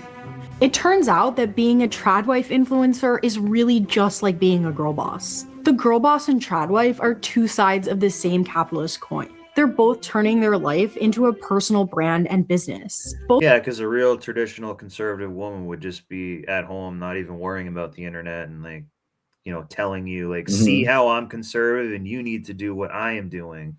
They would just say like, no, this is just what I'm doing. All right, I'm going to go get eggs in the backyard and like not even have technology much. Both claim to be empowering, even feminist, but they're only for a certain type of woman. And they're isolated from their communities while they amass giant fortunes. It's very aesthetically driven. It's about what looks good. It is a job to create that aesthetic, and that's the work that they're doing rather than the work. Oh, come on. That was bullshit. That is bullshit. Yeah, she's down like a dog. Yeah. She's a dog. They're doing in her white dress. Yeah, in her white, yeah. and her Beats by Dre. Yeah. What the heck? Yeah. Oh my god. This is garbage. Work of homesteading itself. Man, they make a lot of sourdough bread. I don't have time for that. Yeah, sourdough bread. Like they're always making bread. Yeah. There was a time, so during the cough, I was actually making my own bread and my own piece of dough. And it was actually pretty fun, to be honest. Yeah. On Sundays, I would literally make a whole batch of, I would have a whole bunch of Pyrex bowls, and I would make several bowls of pizza dough. And I would have it, ferment in the fridge, and then when I wasn't using them, put them in the freezer. And whenever I was, feeling peckish or wanted to, have something for dinner, I would literally just pull out a pizza dough and make myself my own little cast iron skillet pizza and everything along those lines. Nice, yeah. That's another thing, guys. Cook on cast iron. It's like better for you, and like everything tastes better.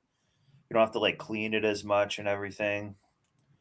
If you're cooking off the that non-stick stuff, it's seeping all kinds of chemicals in your food. Chemicals in your food. What the heck is the chemical called? And the DuPont company is the one that came out with it. I forget what it's like. I forget what it's called, but it'll come to me. I wasn't expecting to relate to tradwives at all, but what I heard from Esther and a fat liberal pig Jesse was not so different from what I and most. But I like this more perfect union. They actually do a pretty good job, I feel like. Other young women want Teflon. The ability to choose whether or not you have kids and when to do it. The ability to choose whether you want a career and to have time for family alongside work. He's a dog too. Most importantly, they want policies that make those choices possible. Do you think that healthcare should be free? Yeah, I do. I don't think it's in conformity with sort of traditional Catholic values to have people in debt for long periods of time for emergencies. I think that's really evil. Esther's traditional values aren't stuck in some bygone era. They're relevant to the pressing issues of today. She relied on SNAP and Medicaid during her pregnancy, but Trump's big, beautiful bill makes severe cuts to both of those programs. Medicaid insures 2 out of every 5 American children and pays for 40% of all births. That means we're also being irresponsible nation too, in some ways. Mm-hmm. Well, 50%. Well, it's a double-edged sword. It doesn't fully mean that. Well, yes, Clayton's right. Teflon is what's on there. Yes. So here's the thing. I think and once again, I always say the people who can solve these challenges, they benefit from not solving them. And so there's a conflict of interest there. But in regards to a lot of these governmental programs and everything on those lines, I say you want to turn things around, then stop incentivizing the behaviors you want less of and start incentivizing the behaviors you want more of. You want, was it Sweden or I can't remember what, or Hungary, which country it was? You have 3 children. If you're married, or I think if you're married with 3 children, you're exempt from federal income tax. To me, that's a really big incentive for marriage and family. And I think you get interest-free loans on homes, on a house or something along those lines. Well, guess what? That's incentivizing marriage and family. Yeah. And when we have a situation where But that's like from the top down in like a good way. This is from the bottom up in a bad way.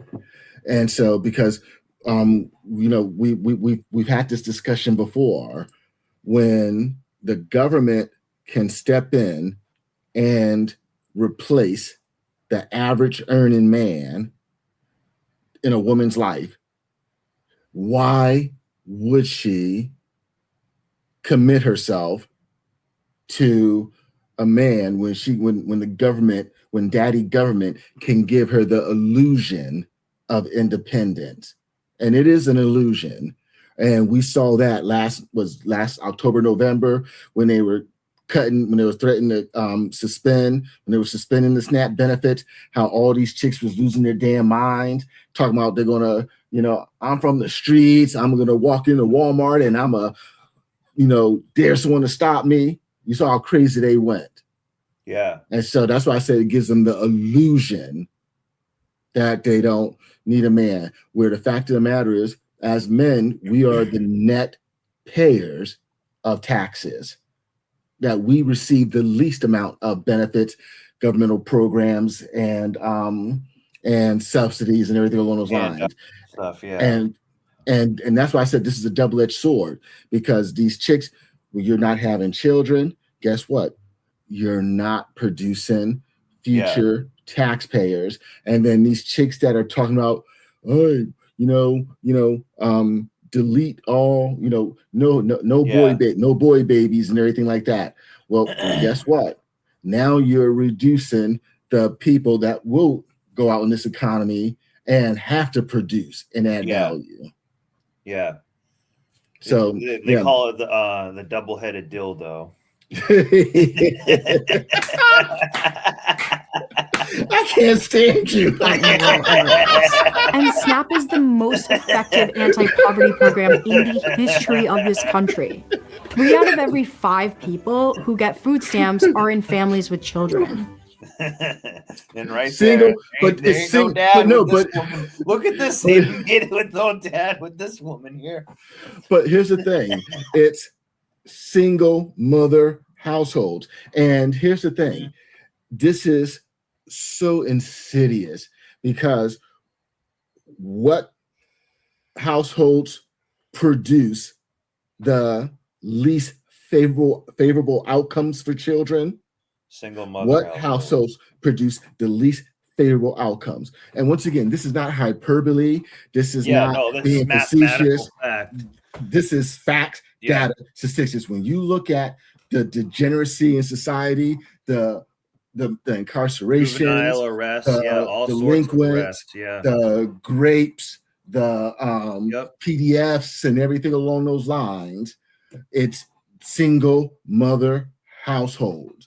And when you look at which households are the safest for children and women, has statistically been proven, are in a more advantageous position when they're with the birth father. Once again, and it's like it's this town where we live in, when we live with so many people live their lives based on possibilities and not probabilities. You know, I never saw the one of the things that I'm grateful for growing up, the level of discernment that I was able to grow up in. And what I mean by that is I saw what my cousins and my brothers would get their ass whipped over. And guess what? I didn't do those things. Yeah. And because I didn't do those things, I didn't get my ass whipped as much. That, you know, I instinctively learned just through observation that if I do the things that have the outcomes that I would like, I tend to get them. And when I don't do the things that have outcomes that I don't want, they tend to not happen to me as much. And maybe that was the 1/8 small hat influence too. It kind of was. You didn't do monkey see, monkey do. You did monkey see, monkey do, and you got out of that. And now you're a banker. Yeah. And so well, yeah, and you know. No, but I'm like saying too, like maybe that change of perspective made you to not I had no choice but to hustle. what they did as much. Yeah, you know, you got a little bit of shown that you don't have to drink the Kool-Aid, so to speak. No, and so and you know, and here's the thing: I've never been on food. Well, let me phrase it. As an adult, I've never been on public assistance as an adult, and even growing up, my mom. I don't think my mom ever was. My mom. If we were on public maybe assistance, a little bit, but you were a kid. It wasn't often because my father worked, and for a good chunk of my childhood, my stepdad, my stepdad worked, and he was.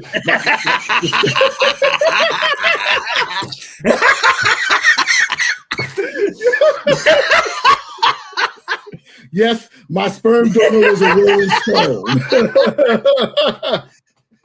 He was a Rolling Stone, had a half dozen kids, several women, didn't take care of none of them. So yes, my stepdad was technically a step crash dummy. That's a different paradigm back then. He was a but he was a good man. Though. But thank you for correcting me. But here's the thing. But that was a good. That was your shout out. Figure. He was my father. He's the man who I called daddy. I'm messing around. But that's a good point. And this is another thing where I advocate for philandry, but we'll talk about that on another stream of yours. But yeah, he worked, and my mom was, for all intents and purposes, a stay-at-home mom up until maybe I was in middle school, like 7th, 8th grade, or something to that effect. And one of the things that I hated, because we were on one stream where we were talking about, you know, education and schools, and one of the things that I hated about growing up was when I came home from school, I had to go into the kitchen and do my homework. And my mom was right there while I had to be in the kitchen doing my homework. And while my cousins would be in the living room, and I would hear them listening to, you know, watching G.I. Joe and Transformers because it came on after school. Yeah.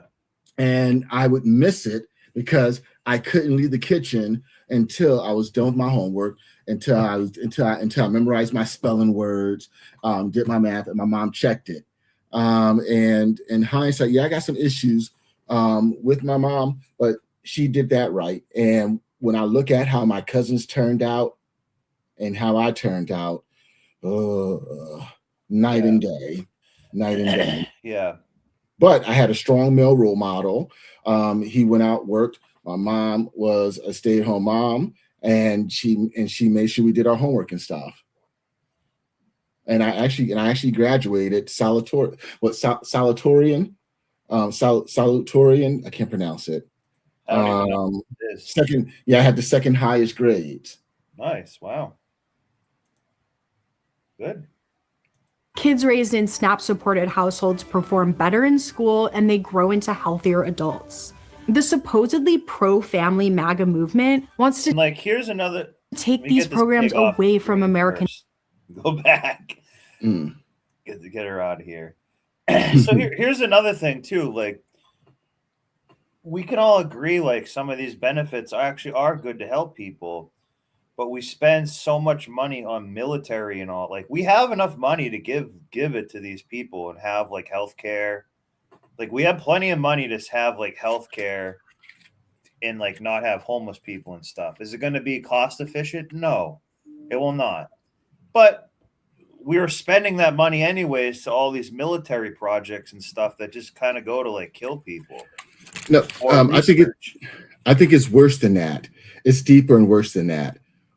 We have so much malfeasance and so much corruption, and so many people grifting off the federal government. A ton of them are in the NGOs too. Yes, exactly. You know, the Quality Learning Center. You know, and there's no real accountability.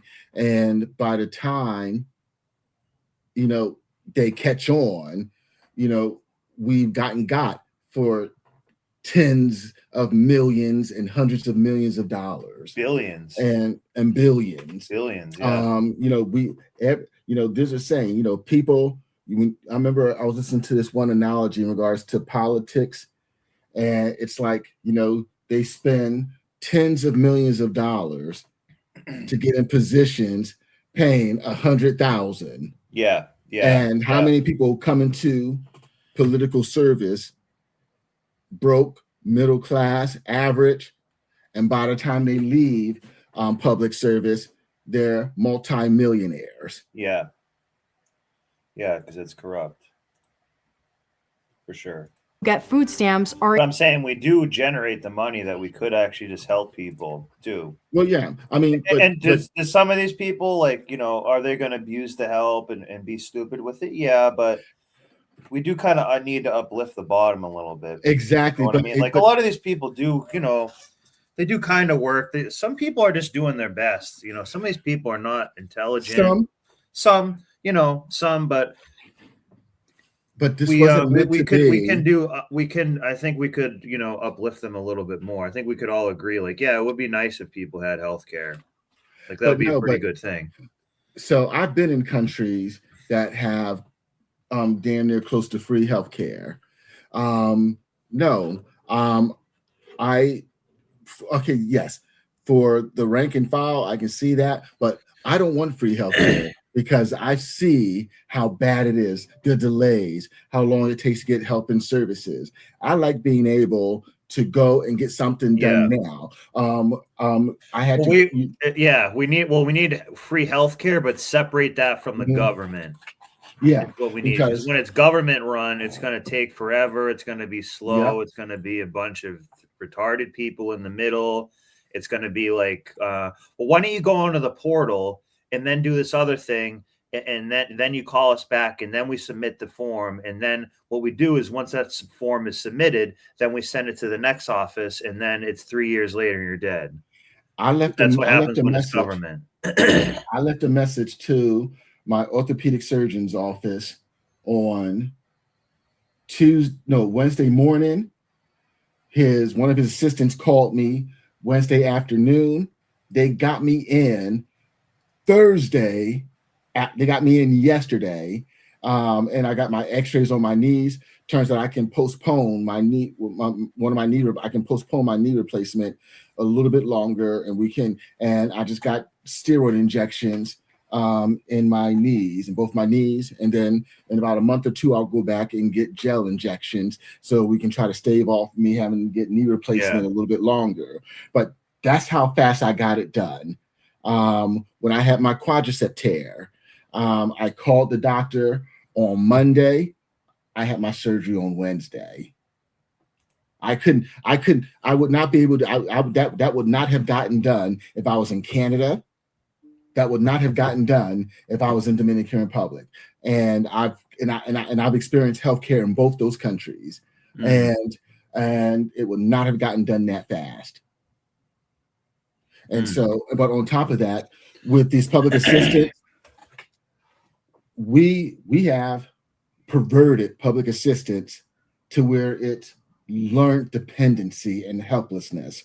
Yeah. When you have generations, this was temporary. Just like with so I've been laid off twice in my life and had to get unemployment.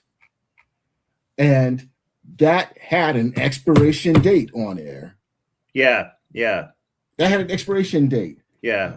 It does have and you know, the first time I was able to get an extension, the second time, oh, no extension. They pulled the government didn't do the funding and got the rug pulled out.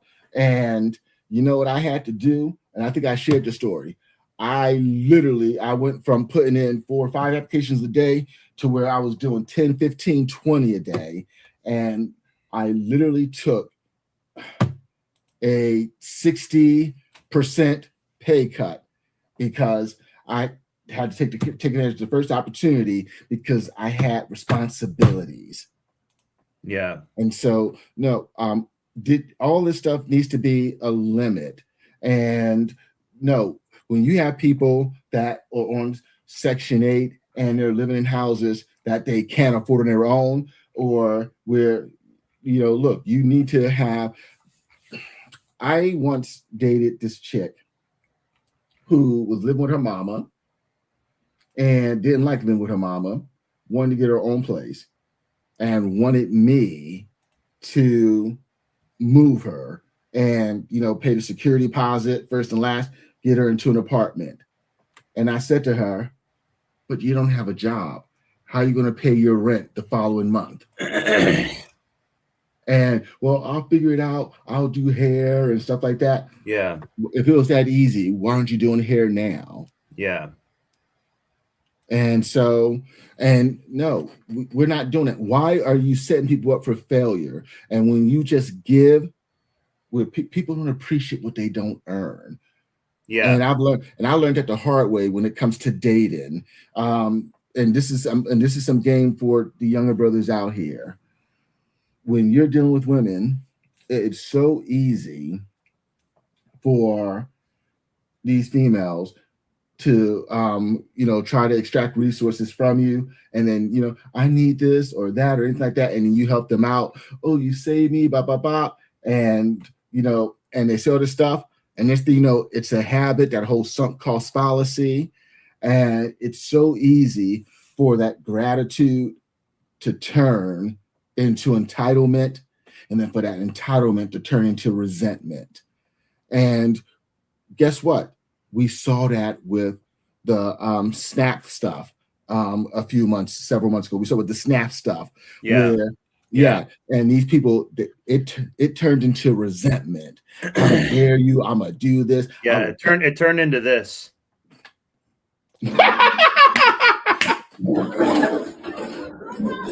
Turn into this.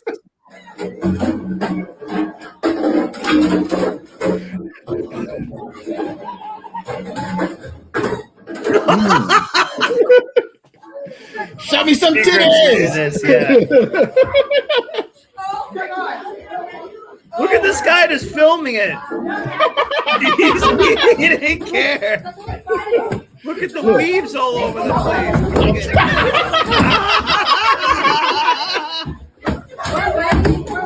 Oh my goodness! It's like a weed graveyard. Look at that. Put her head in the trash. Put her head in the dumpster. Oh. Look at the guys. Come on, Maya's fighting. Come on. Let her go. Maybe they're all going to get it out of their system. She's getting beat to bark in the corner. Oh, shit. Yo, Keisha, go get your girl. Came in.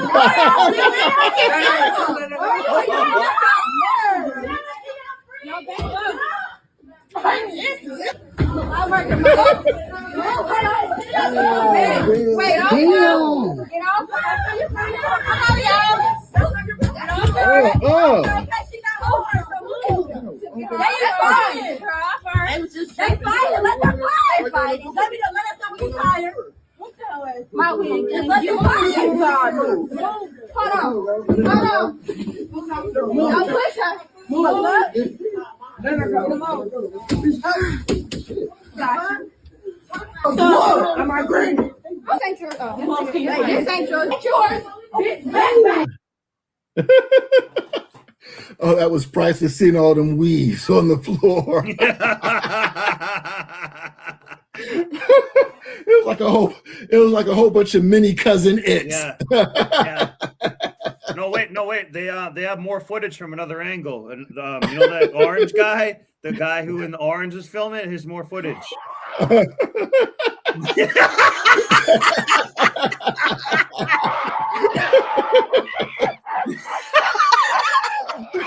Oh no. Oh. I think they beat the hell out of each other in this. But guys, this is also these women are on benefits, a ton of these women. Yeah. Like, we gotta watch this one more time.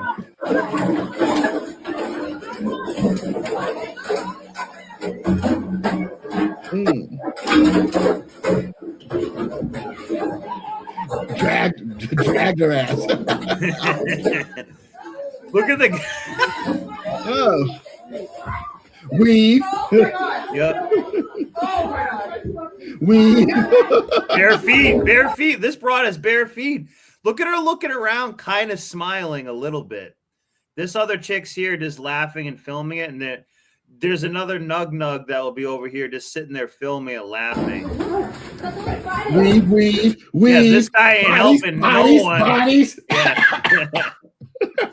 Look at this. His phone out. Weaves, sandals. Yeah, the guy didn't help anyone. No.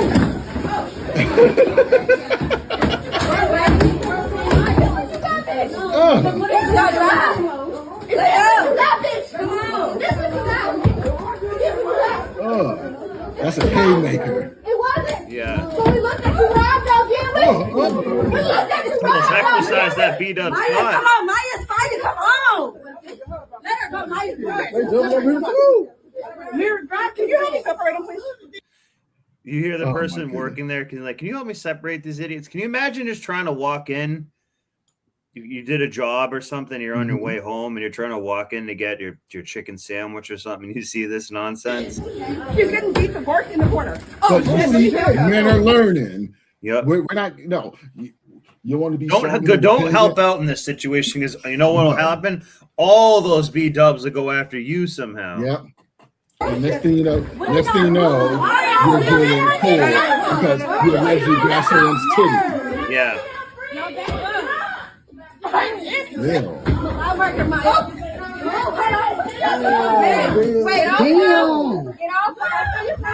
Oh, geez, look at the knot on her head. Did you see that? No, it won't let me really rewind. Oh, yeah.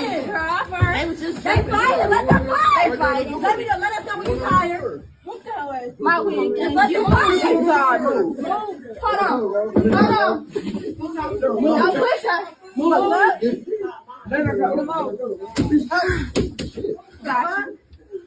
on. Am I green? This ain't yours. This ain't yours. It's yours. Jesus. That's just exhausting to even watch. Peanuts! Don't even get me started on this whole Meg Thee Stallion crap. What is that? Who? Oh my goodness! She's this ratchet rapper. You know that had that song. You know, WAP. You know, Wet Ass Punani with Cardi B. Well, she was dealing with this basketball player Klay Thompson, and apparently they broke up. He's in our, and he's in our chat. He's in our chat right here.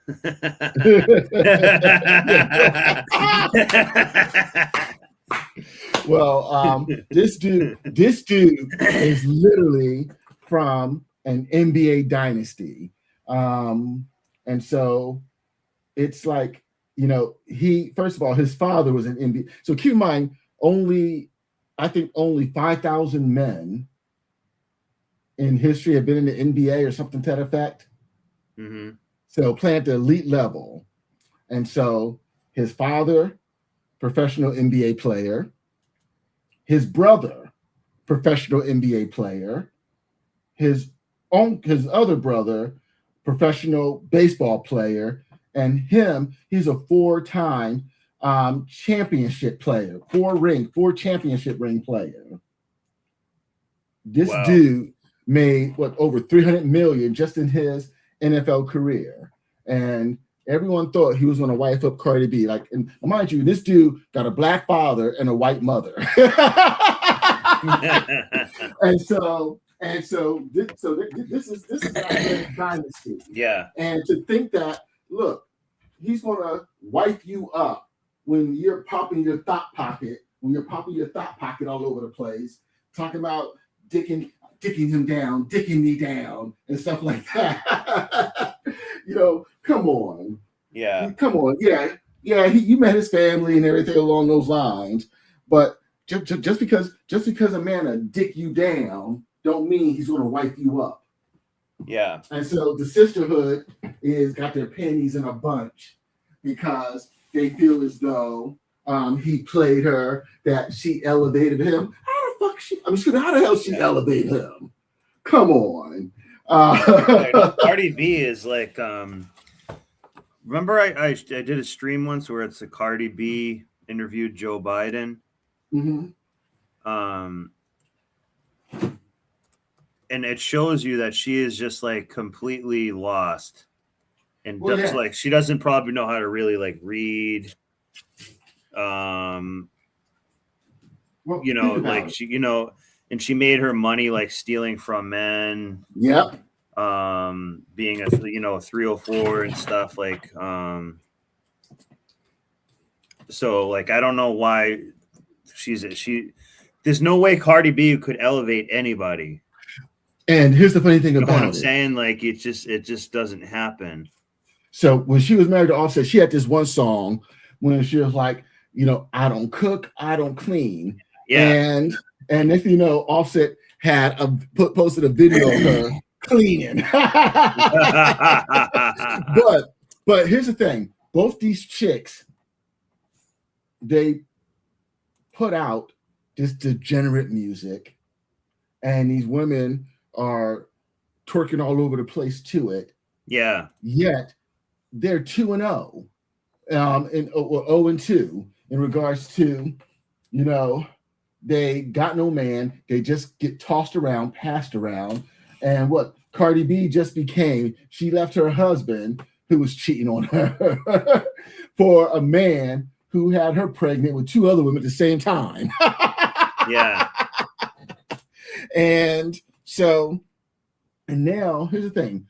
There are women on IG right now that are advocating to girls to cheat on in solidarity with Meg Thee Stallion, cheat on your man before he cheats on you, or case may be. So because allegedly Clay was like, look, I'm not being monogamous.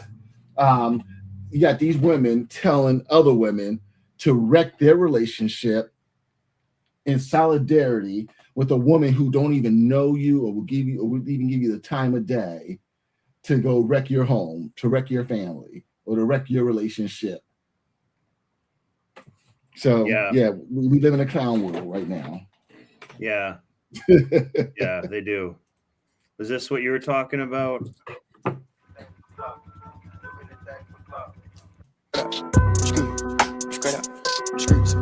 These people are demonic, guys. It's just they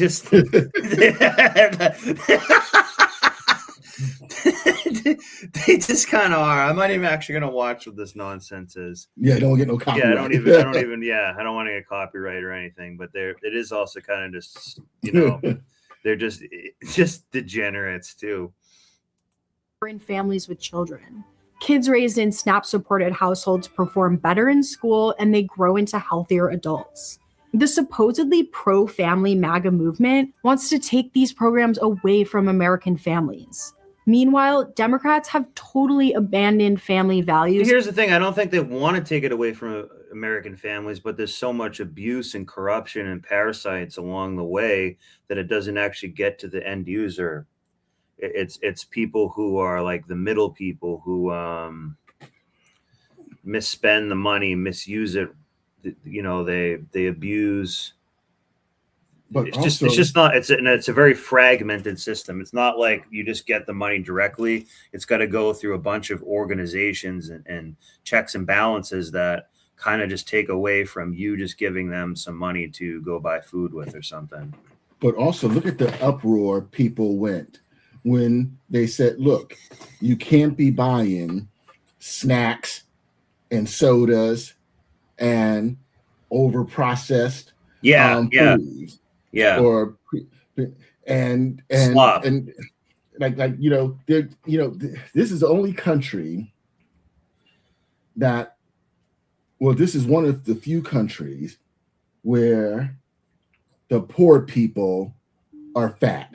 With the majority of the poor people are fat, and the majority of the poor people will tell you what they won't eat. Yeah. Yeah, and a lot of like if you go to like a Walmart or something like that, and you go down most of those aisles, most stuff that's in like a box like that, or you get like a bunch of like different sauces and stuff, a lot of times it's just different forms of corn syrup with different colorings and a little bit of seasonings, and it's mostly like we're eating like corn syrup all the time.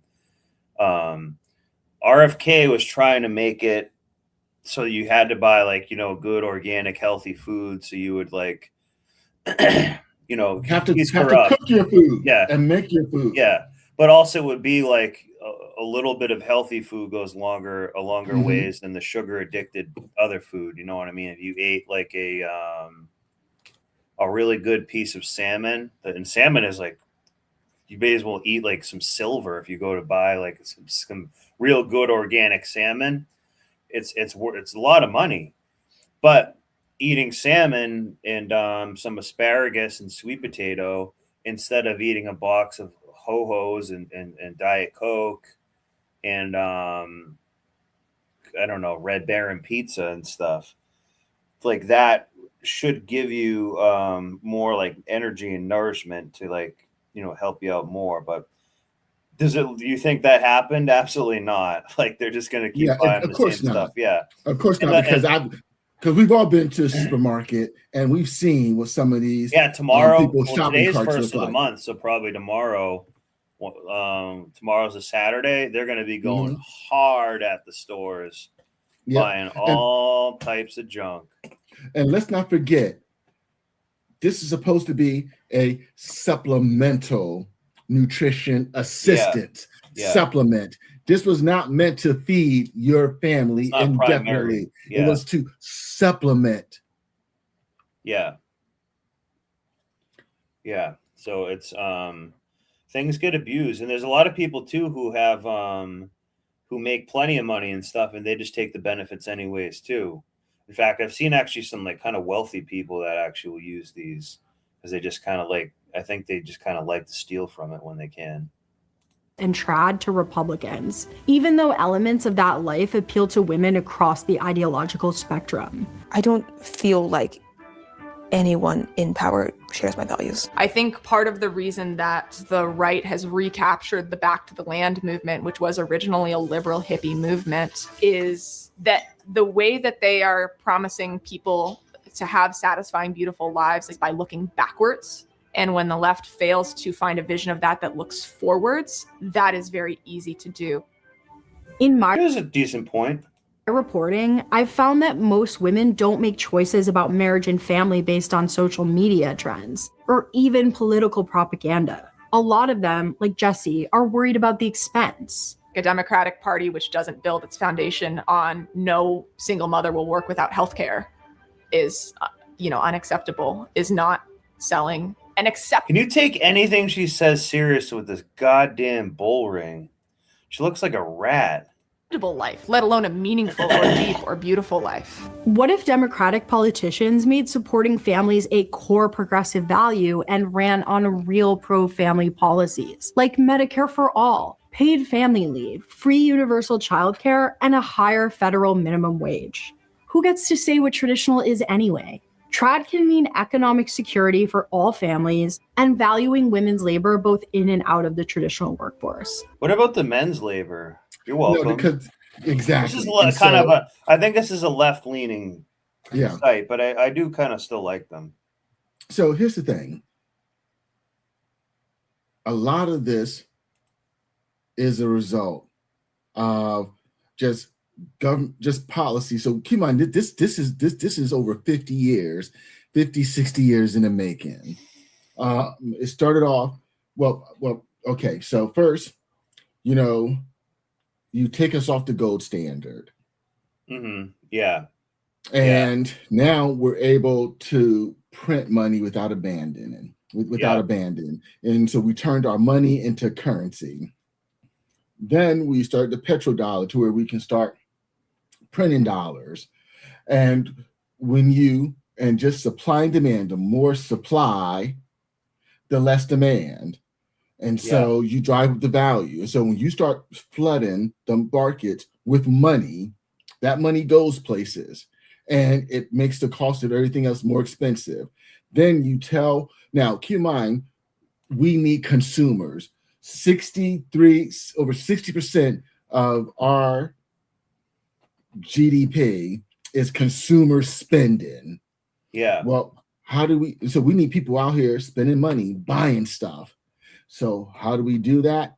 Hey, we got 60%. Well, my fault. Out of 1% of the women in this country, only 30-something% of them are working. We need to increase that because prior to the 70s, on average, 30-40% of women worked. And so we know we need to bump that up. Well, they like it too because now it's more people they can tax. Exactly. And you know what I mean? Not only more people, because now we increase the tax revenue. Well, it's not that they're not taxed, but they have more to clip off of, I guess. Oh yeah, it is a tax because we get you out there working, and you're strong. And then when you work, now you need instead of just having one car that the husband took to work. Now you need two cars. You need a car. You need insurance. You need all the services for your car, and you need But also now you need your own laptop. Now you need such and such and such and such. And this is why these cities, they compete to get businesses, because when you bring a business into an area, that business has an impact on like a 1 square mile radius, because for every employee that business has, so that office building, where the case may be, for every one employee, it benefits 3 businesses. So, the person you go in to get your coffee from in the morning, the stand you go to grab your lunch from, or the diner you go grab your lunch from, the bar restaurant that, you meet with coworkers for happy hour. But also, who are the largest consumer? Who makes 80% of, or over? Who makes the majority of purchasing decisions, or who has the majority of the debt and consumer spending?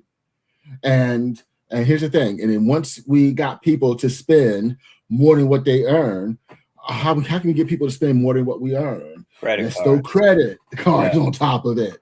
Who has the majority of the credit card debt in this country? And so this is literally like that Ouroboros snake, the snake that just eats its own tail. Yeah. And what these women don't realize is that these benefits, everything like that along these lines, there will come a reckoning. Because what do you think happens when the government loses a substantial portion of their tax base and they're printing money to try to make up for that difference? Then you have AI who doesn't get a salary, and they now got people doing the work of 2-3 people using AI. How long do you, like I said, in 10 years, by 2036, if we keep going the way we are, our 3730, we're going to double our $37-38 trillion national debt. We now pay more in interest on our debt than government defense. Yeah. How long is that sustainable? It's we not. already know. Yeah. So not only that, we also know that between 2033 and 2035, Social Security will be dipping in its principal. And what people don't realize is in that Social Security Act of 1935, there's a provision in there that when it hits the principal, benefits drop 23%. Yeah. So what do you right think now, I think it's only there? like you get like $1,800 a month or something like that. It's not like On it's not average, really a ton of money. on Yeah. average. Well, once again, Social Security was never meant to be it's the supplemental single leg that you stand on. You know, we there was a time that you know, we would use like the three-legged stool, you know, for a four-legged stool, three-legged stool when it comes to retirement. Social Security is one of those legs. Yeah. Your retirement plans were, you know, another one. Your retirement plans, your pensions, your IRA, that was another leg.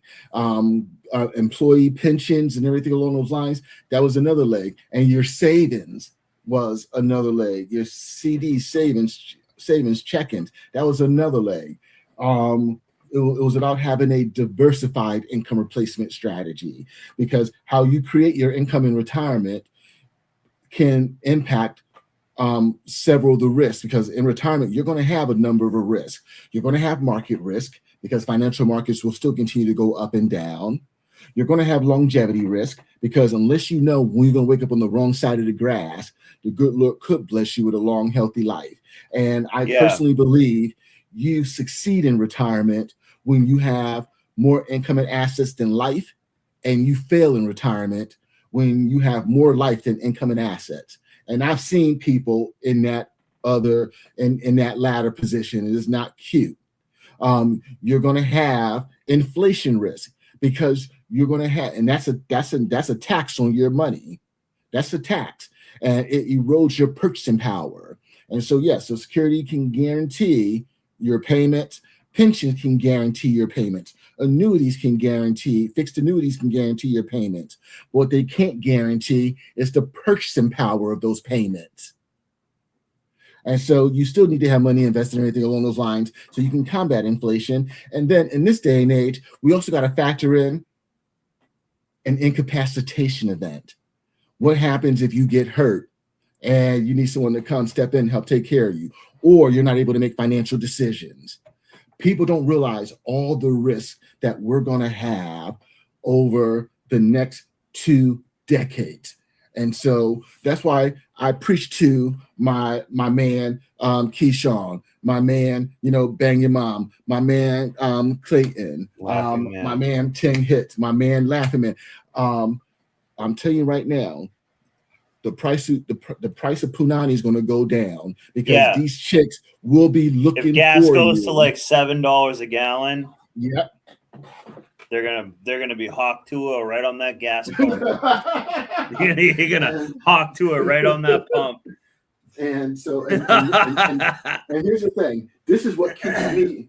And I'm gonna share something with you. This is what keeps me up at night, because I want to be wrong. I want to be wrong. Yeah. I don't. Yeah, I'm the same way. Yeah, I'm the same way. I don't want to be in a world where people are struggling for the basic necessities of life, because what happens? Because they're going to start hitting a breaking point.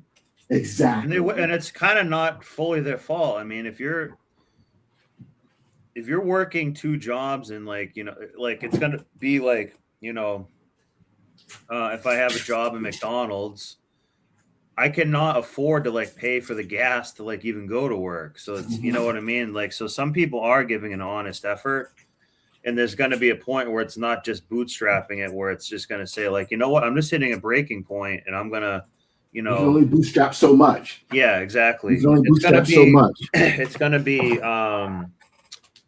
like how that guy lit that toilet paper thing on fire, that, you know, that toilet paper the factory warehouse, and stuff like that. and it kind of, you almost can't blame them. It's like, well, this, like, it's actually in some ways like a healthy reaction that should happen, but it should be more prevented. Like, so basically, like that, there's a saying like an ounce of prevention is worth a pound of the cure. So in this case, that guy was trying to do a pound of the cure, but that could have been prevented. But here's the thing. But it's going to At the end be of the day, a mass. It's going to be popularized too. But here's the thing. The sad thing about that situation is the only people that got hurt was really his co-workers, because they have insurance, they have contingency plans, and they have exactly. So now what it's going to do, it's going to make it more communistic, where now it's like a secured facility. It's, you know what I'm saying? They're going to start having like armed guards at things like at places like this and stuff like that. Or it's going to go more into a dystopian workplace. I was having a conversation with someone about this today, and like the person he hurt the most was the shareholders are fine. Oh yes, but his coworkers are all cooked now. Drug tests, search your butt every day. You're monitored literally 24/7. We're gonna put an ankle monitor on you at work. We're gonna check you for lighters and stuff. Like, it's gonna change it in a lot of industries like that, because they're gonna say, wait a minute, like, because there was another woman who went to like a wine place and just started dumping all the wine all over the place, like the big, kegs or whatever they're in, the taps. She just opened the taps and let it go all over the place because she got fired or something. So people are going to start like, that's what I'm saying. It's like for the body politic, it's like an allergic reaction, but it's actually kind of healthy. There's actually an index, or I wish I could remember what it's called. But generally speaking, because I know if I worked at a company and got fired like that, I would probably I don't work for anyone else, but if I did, I would be tempted to do something like that, because it'd be like, well, you know what? Like, think of it this way: if you were like $400, if you needed that job and you could barely pay your rent, and now you don't know how you're even going to pay your rent the next month, it's just like, hey, I might as well just do this. And these landlords do, and rightly so, because it's their business as well. They don't care about it. Yeah, BlackRock doesn't care. Yeah, exactly. Yeah. And so you live in an apartment complex or anything along those lines, or depending on what your state, because Texas is cold-blooded. They can evict you, 10 days, you 10 days late. They can put in your eviction notice. and get you out. But but throughout history, that when this power plant is at the center, when food costs exceeds was it more than half or a significant portion of your income, that's when revolutions tend to occur. If I can find the name of that, I'll let you know. Yeah, I get what you're saying. There's got to be a ratio, but also people too. Like, in some ways, it kind of needs to happen, but it's not like these people at BlackRock and like Jeff Bezos and people are going to be like, you know what? Maybe we're being kind of greedy. We should start doing this right. It's going to be more of a have and have-nots. It's going to be more like dystopian than that, because the people who do have stuff are going to say like, hey, well, that sucks for you. Like, I actually heard this comedian say, Tim Dillon, I don't know if I can find where he said it on the show right now, but he said, like, if you want to really enjoy everything right now, you kind of have to be a sociopath to be very and it's actually a very powerful point in a way, because you have to be okay with people being killed on the other side of the planet, or your neighbor can't afford their rent, but you just bought like 2 new cars somehow. But one of the things, you know what I mean? You have to be like okay with that to really thrive right now. One of the things I used to always say: the rich get richer, the poor get poorer, and the middle class gets squeezed. Yeah. Yeah, exactly. Exactly. Speaking of BlackRock, let's watch a little thing on BlackRock, and then we'll probably call it. But this looks pretty interesting. Of a battle between finance giants and the American people over who controls the Everyone on this More Perfect Union is a little bridge troll. Ooh, and just one more thing, Clayton. Someone said the most ridiculous thing to me today at work. So one of the things, one of the clients, a type of client that I hate working with, is someone who is too smart for their own good. They think they know, but they don't know squat. And I was talking to this woman who thought she was too smart for her own good, and I told her, because we were doing retirement planning for her, and she said, "I don't believe in inflation. Inflation is not important. I don't believe in inflation." And when this chick told me this, but she probably believes in like hoflation or one of those. You know what I mean? She does probably. And this was a chick who told me that, look, I have my accounting degree. I'm a comptroller for my organization. I do numbers and spreadsheets all the time, and I'm like, and you, what the? Yeah, that's crazy. And and sometimes you just like, okay. Did you look at a gas pump? Twice this week, and when it went up like 20 cents or whatever it went up, or 40 cents, that's inflation. What did Mark Twain said? Don't argue with stupid people because they just drag you down to their level and beat you with their experience. Yeah. And so when you're doing someone that stupid, it's like, something, let's just keep this conversation educational only. I'm not going to give you no advice or recommendation. What do you want to do? This is your money, your choice. And now get off my damn phone. Let me, let me work with someone who wants to work, who wants my help. Yeah. And but she doesn't like say like, well, do you understand the money's just printed and like what that actually means?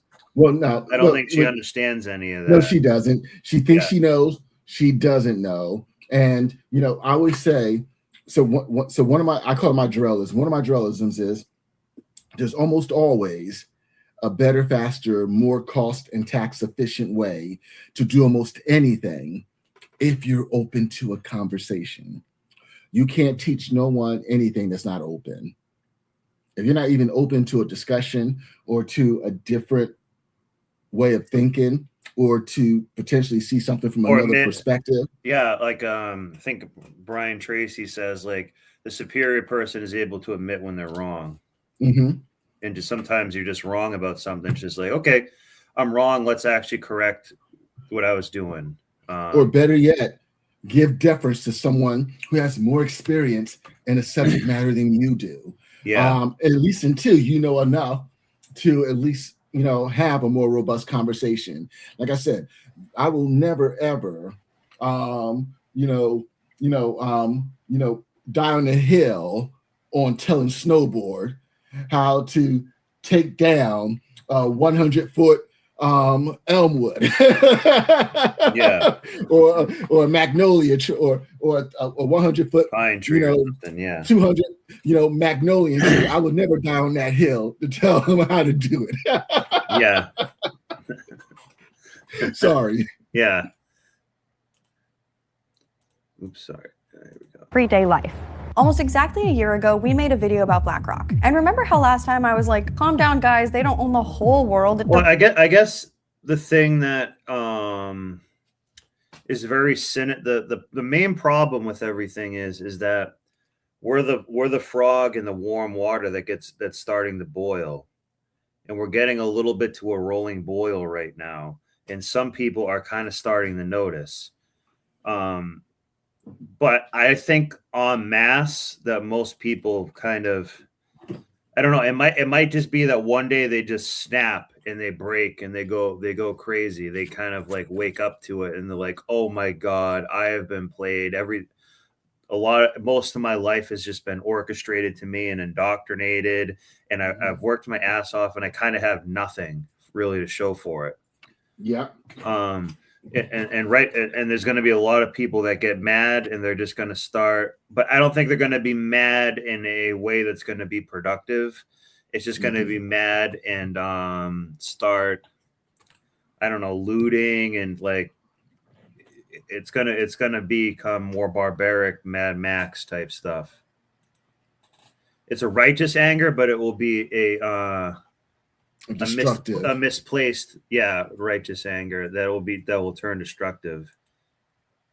Depends on how you define own, blah, blah, blah. Well, okay, that video was about how they invest in stocks. But what if I told There's you another thing too, like this is part of the problem. Like a lot of people like, hey, I'm just having a positive attitude, and this will always work out. Like, yeah, there is part of, like, I'm not saying people shouldn't do that, but also too, like, you know, you got to see like guys, the money is printed, and they can just inflate it a lot more. And like, you know, like we do have some problems down in the DNA that really need to be addressed. a whole other side to this story where they're getting a lot closer to controlling some of the most critical parts of our everyday lives. Just 12 days after we released that video, BlackRock acquired... Remember, Nestle Corporation tried to like monetize water, like own water, things like that.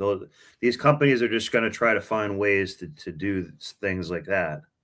So basically, essentially, like the whole United States can end up being sort of owned by a few, it already sort of is owned by a few corporations, but those corporations can almost have like as much like power. South Korea. Yeah, they can have like a real lot of power. So yeah, and like South Korea. Yeah, that 6 family. or 7 families own South Korea. Yeah, the Huevos or something like that. Yeah, they own like Hyundai, Kia, Samsung, and like they're basically kind of like a relatively new dynasty. They're not, dynasty is not the right thing. They're kind of like a JP Morgan of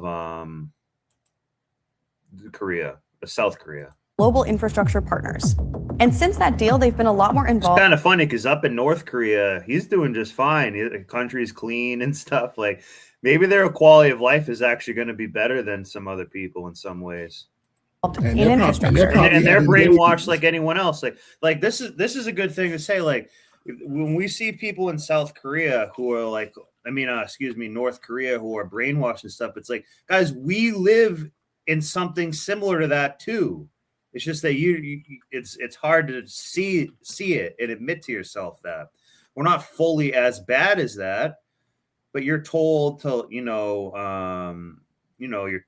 told how to act in school and a lot of things like that. So like we should actually do the show on North Korea and stuff like that, because some of those places are actually pretty amazing. But maybe they are actually going to be sort of running a society that that has a lot that we can learn from.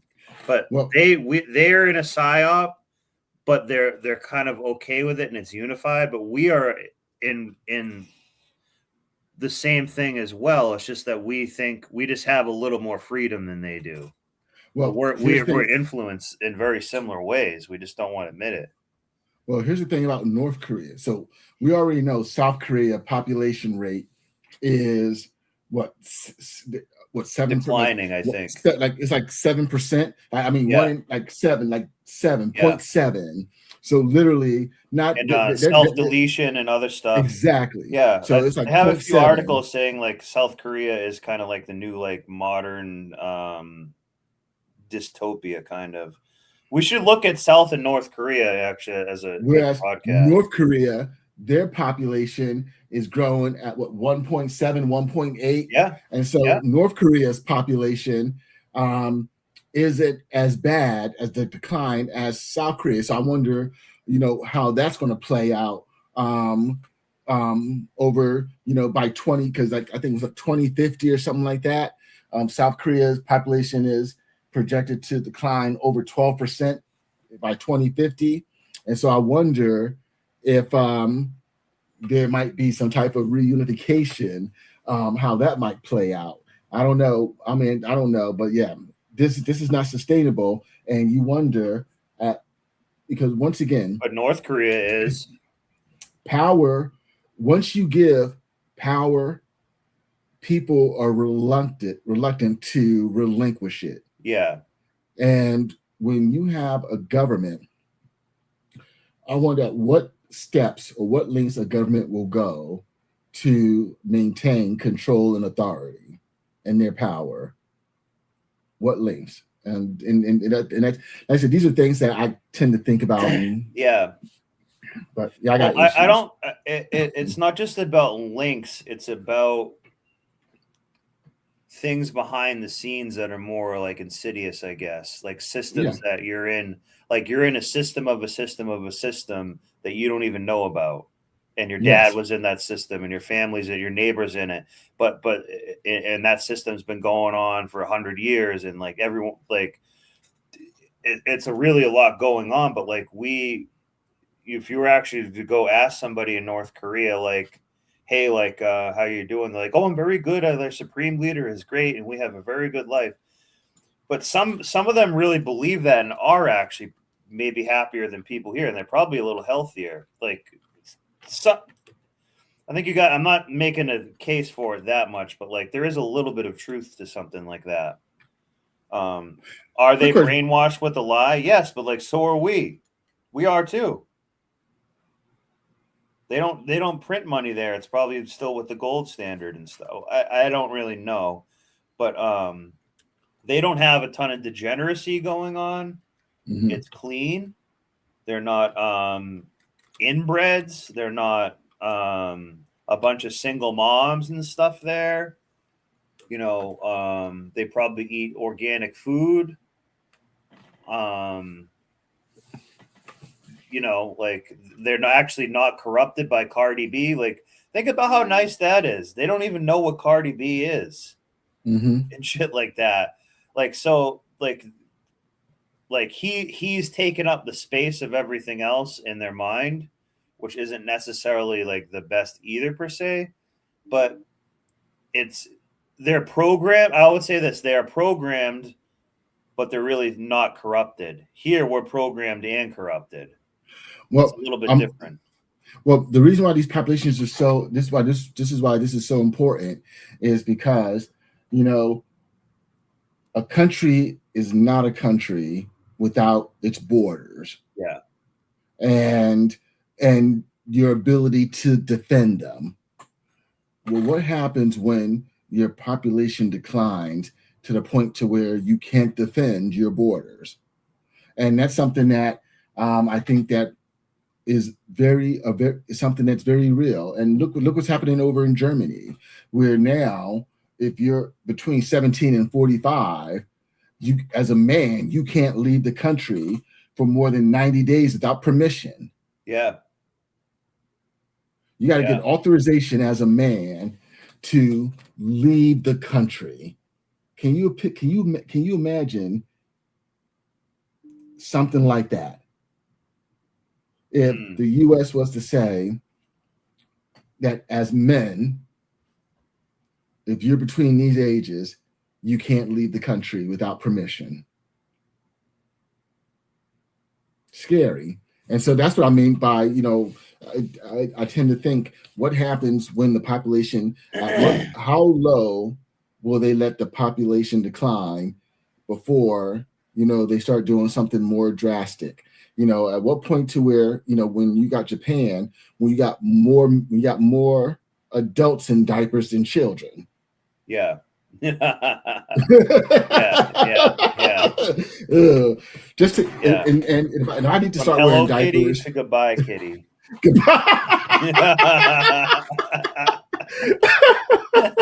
That is not. That is so wrong. Got some good comments here. Find an overweight Korean. I dare you. I double dare you. Now find an overweight B-dub. It's true. He was referring to Korea and stuff like that. They're manipulated, but we're hypnotized. That's a very powerful statement. See, we have Yes. intelligent people in here who all bring a lot to the table. So thanks for being here, guys. But yeah, that's a really good way of saying it. So that's going to be a show. In fact, let me write that down on Korea.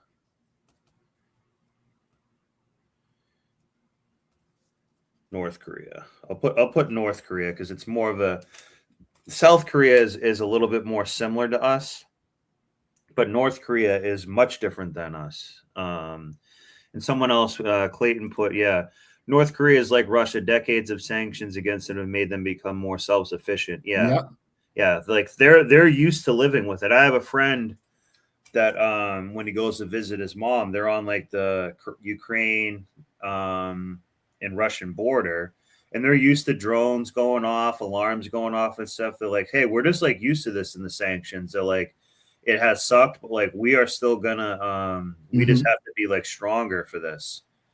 You know what I mean? So if you have to get, if you have less, you get more creative sometimes too.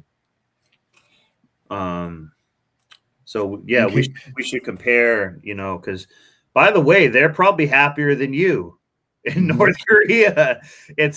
They're manipulated, but that's kind of all they know. So it's just a monoculture. And maybe, to be honest, North Korea is what a lot of AI tech people and stuff actually want. Like he actually is like a supreme leader. And there's a lot of people like in the United States that would love to have something like that. You get Peter Thiel or like someone like Dick Cheney would have loved that stuff. He would have loved it.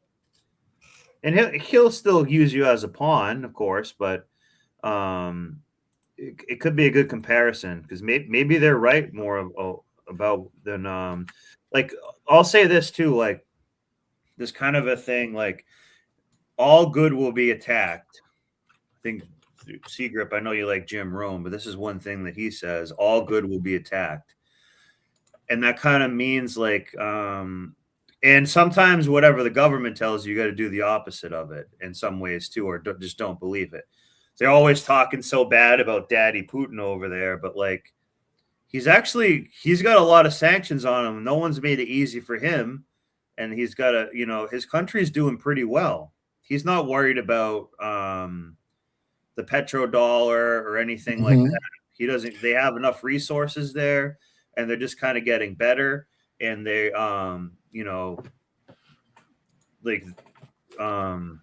it's a little bit different. As a matter of fact, speaking of the petrodollar, I didn't really get a chance. They're going to try to go to BRICS. I think Russia's going to try to go with BRICS too. But here's something else that's a major. So unfortunately, I had back-to-back meetings, and I didn't get a chance to research this. But the UAE is leaving OPEC. Yeah, I heard they might be doing that. That's a big deal. Yes. And the impact it's going to have on the petrodollar. And for you guys who don't know what the petrodollar is, pretty much since 1974, it's kind of like a gold standard a little bit for gas. Well, so pretty much in order to buy oil, all oil had to be purchased in the US dollars. So oil was pegged to the US dollar, and in exchange, and so we, started with Saudi Arabia and all these other countries in which we would, give them, military technology, defend their defend them in case of, war or anything along those lines. In exchange, all oil had to be paid for in dollars. So countries had to have a supply of dollars so they can buy oil because you need energy. Yeah. And also in regards to their surplus, their profits, their surplus would be used for U.S. treasuries. And so by us having that artificial demand, because no other countries had this, no other world power had this type of leverage throughout all of history. And because of that leverage, we were able to print dollars all willy-nilly and actually export a lot of our inflation overseas. Well, now a lot of countries are trying to decouple from the US dollar. Yeah, I don't blame them. Oh, I don't no, blame them. no, it's not. No, it's you're right, Clay. It's not Yeah. dead, but it's no longer the only game in town. Yeah. And so, whereas before, But I it is think- dying to a degree. and It will what be. happens?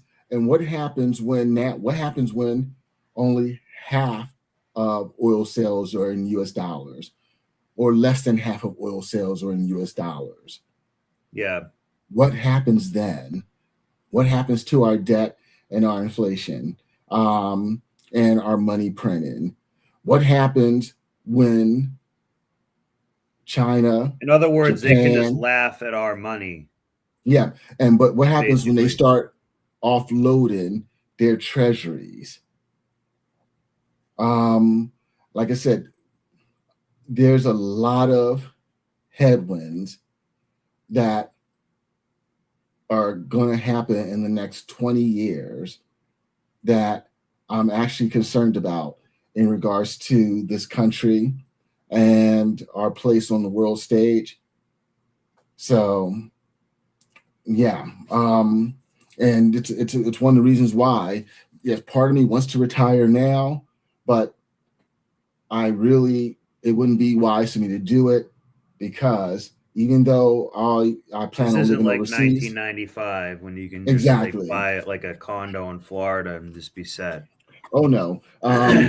With me, I tend to, well, I would say that conversation for another time. But yeah, part of me wants to retire now, but it's like, no, Secret, you need to stick around for another year, hopefully another 2, 3, 4 years. See how the next couple of years play out. In the meanwhile, save, invest, purchase alternative asset classes, to preserve your purchasing power. Start looking to convert some of the things that you have. Yeah. And so I'm trying to think, long term, and trying to shore some more things up. But yeah, part of me do want to get ghosts now, but I don't. But if I did it now, I would be dependent on Social Security to sustain my retirement, and I need to hopefully work for another 3 to 5 years so that I won't have to depend on Social Security to fund my retirement. So that's kind of where I'm thinking at now in regards to me wanting to stick around a little bit longer. And but that's what I mean by, as men, we have to think with multiple contingency plans. What's my upside? What's my downside? What's the probability of my downside happening? How do I hedge or protect against these headwinds? And as men, we got to think like that, because I've said it before and I'm going to keep saying it. As a man, no one is coming to save you. I don't care how ruggedly handsome Snowboard is. I don't care how manly Omni is and how charming Bang Your Mom is. These B-dubs ain't going to be out here working, paying your bills, and taking care of you. Running society, yeah. And Big Daddy government is not going to be taking care of you. No. You might have heard stuff like how they bought the Panama Canal. But now there's another deal you might not have heard about. They're trying to buy Minnesota Power, a company that owns this power plant and provides power to 150,000 people. Another thing too, they're getting into all these power, like with the rise of AI, all the data that it needs to process, the demand for power is going to go way up. Bill Gates bought 3 Mile Island, that one. And Tim Cook, or I think it's Tim Cook and Apple, they're buying. So remember how they said that you can't go nuclear, you got to be green, but when they need it for their chips, they're going to go nuclear. So they're going to start to buy major infrastructure, power plants and things like that. But the reason I'm saying that is going to say, like, well, they're going to put powering their data processing center, or whatever you call it. That's going to go before you get your heat and lights on and stuff like that. That's coming. That is 100% coming. This is a type of investment in what they like to call real assets, which is finance code for literally anything tangible. Basically everything we need to survive, like housing, infrastructure, and the land those things are built on. This is a test case for companies like BlackRock expanding into industries that we use every day. Things like water, hospitals, and electricity.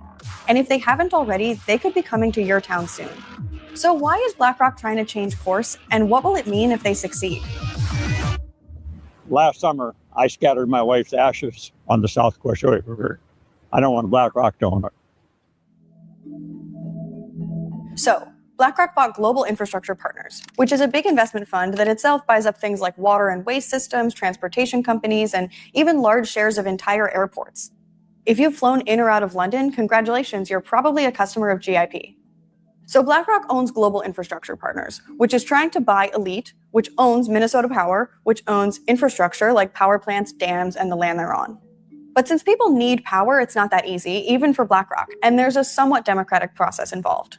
This is State Senator Jen McEwen, who represents many of the people who would be affected by the buyout. Wisely and correctly, we have a Public Utilities Commission, at the very least, to try to provide some regulatory oversight. But they can be bribed. In 1998, Bill Clinton signed a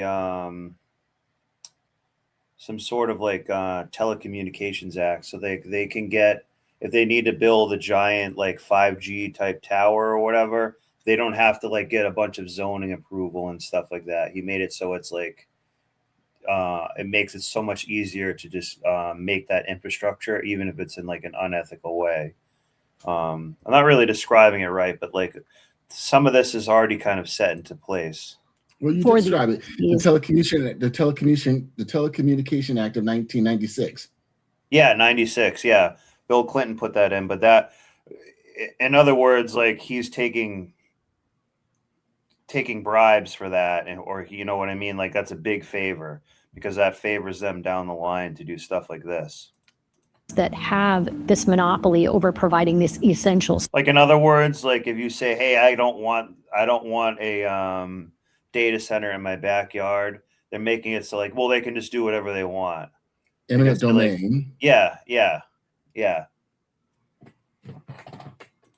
Service. Usually when private equity and asset managers buy stuff, they just do it behind closed doors. But because people would literally die without power, it's considered a critical service, and therefore a regulated monopoly under Minnesota law. BlackRock doesn't necessarily have the same amount of reporting responsibilities as a publicly traded corporation. We've had a lack of transparency already regarding our rates and the quality of services in our community in Superior. That ability to access that data would be decreased by the purchase, which would be a huge problem. The community has made it clear that they oppose the deal, and a judge has already recommended against it. But it doesn't end there. The final approval is going to come from the Public Utility Commission, a board made up of just 5 people appointed by the government. All right. This could have huge implications for anyone who uses basic utilities like electricity. These will be the rats right here who will be bribed. Like this guy will take a bribe from anyone right here. I have this.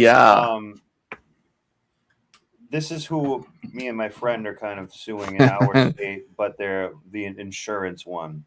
So the commissioners are supposed to be really like a middle management in a sense, but these people will be the rats, and you're never going to hear about them, but they'll be bought out. They'll be bought out, or put a plant in one of these. Like this guy will sell for anything. The other one, he'll get busted with 304. Have photos. The one that holds out. Well, be the worst person ever. Yeah, but this was what I wanted to say was how it's always like, okay, this big corporation is doing this thing, and they're going to buy this other big corporation that's been screwing you over also already for decades. Yeah. The reality is right. Is they're going to sell out to somebody that's not in your best interest, or they're going to, refactor something. So like as soon as you and your community give up something to someone else to run for you, you just can't expect that it's going to be there for you in the long term at all. You got to run it yourselves and own it yourselves, and not, Yeah, but also too, like their desire for processing data and getting the energy is going to trump your, your usage of it for you and your family. Like that's coming. I'm telling you, that's coming. Like they're not going to care. Right. So you're gonna have to build your own stuff. You got to find your own way to figure this stuff out. That's kind of my point, because bitching and moaning about which corporation is screwing you over is kind of hilarious in a way, right? Same with if it's China buying your stuff. It's like, oh yeah, so who owned it before? I bet you never even knew their name. Yeah. Like, anyway, that's one take on it. It's not meant to be correct. It's just ironic how suddenly it becomes a news bite if it's like if somebody can get a black eye out of it, you know. Yeah. Or water, i.e. the things that keep us from freezing to death in the woods. Because if they realize it's profitable, nothing will stop them. I didn't want to just sit around at my desk, they're in it so I came out for here to profit in Duluth the to first talk to place. some community members and leaders and hear what they had to say about the buyout. I went on a hike with longtime Minnesota Power employee and customer Bob Tammet. I should have asked if you want a walking stick. I got an extra walking stick. At your age, you don't need a walking stick. Just like my grandpa. So I helped install the power lines that haul electricity from this powerhouse to my kitchen. This dam, the land we're standing on right here, He's probably like a lineman. it'll all go to the control of BlackRock. Bob took us on a hike in the Boundary Waters to see some of the infrastructure that would be sold. He's been canoeing out here for decades. But power plants, lines, and dams aren't all that GIP and by extension BlackRock would get in the deal. What concerns me about BlackRock purchasing Minnesota Power is that Minnesota Power owns a large amount of land where we're parked right now.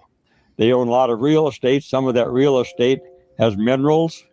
So if BlackRock acquires ownership of those minerals, will they develop those minerals for the long-term benefit of northern Minnesota, or will they develop those minerals for the short-term profit of BlackRock? Back in Duluth, people were pretty concerned about their communities and bills. We depend on Hey, Minnesota Power that was for our regional.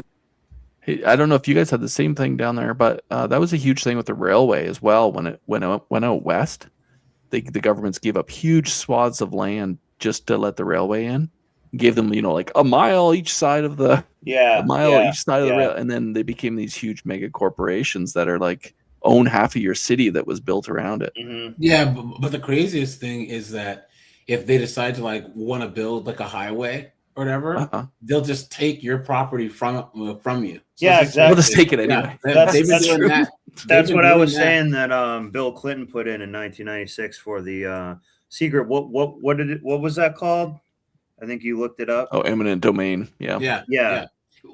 It's like look at New Orleans when Hurricane Katrina came in, the government's like, oh well, all these homes are just so trash that for the good of the public, we're just going to seize this property.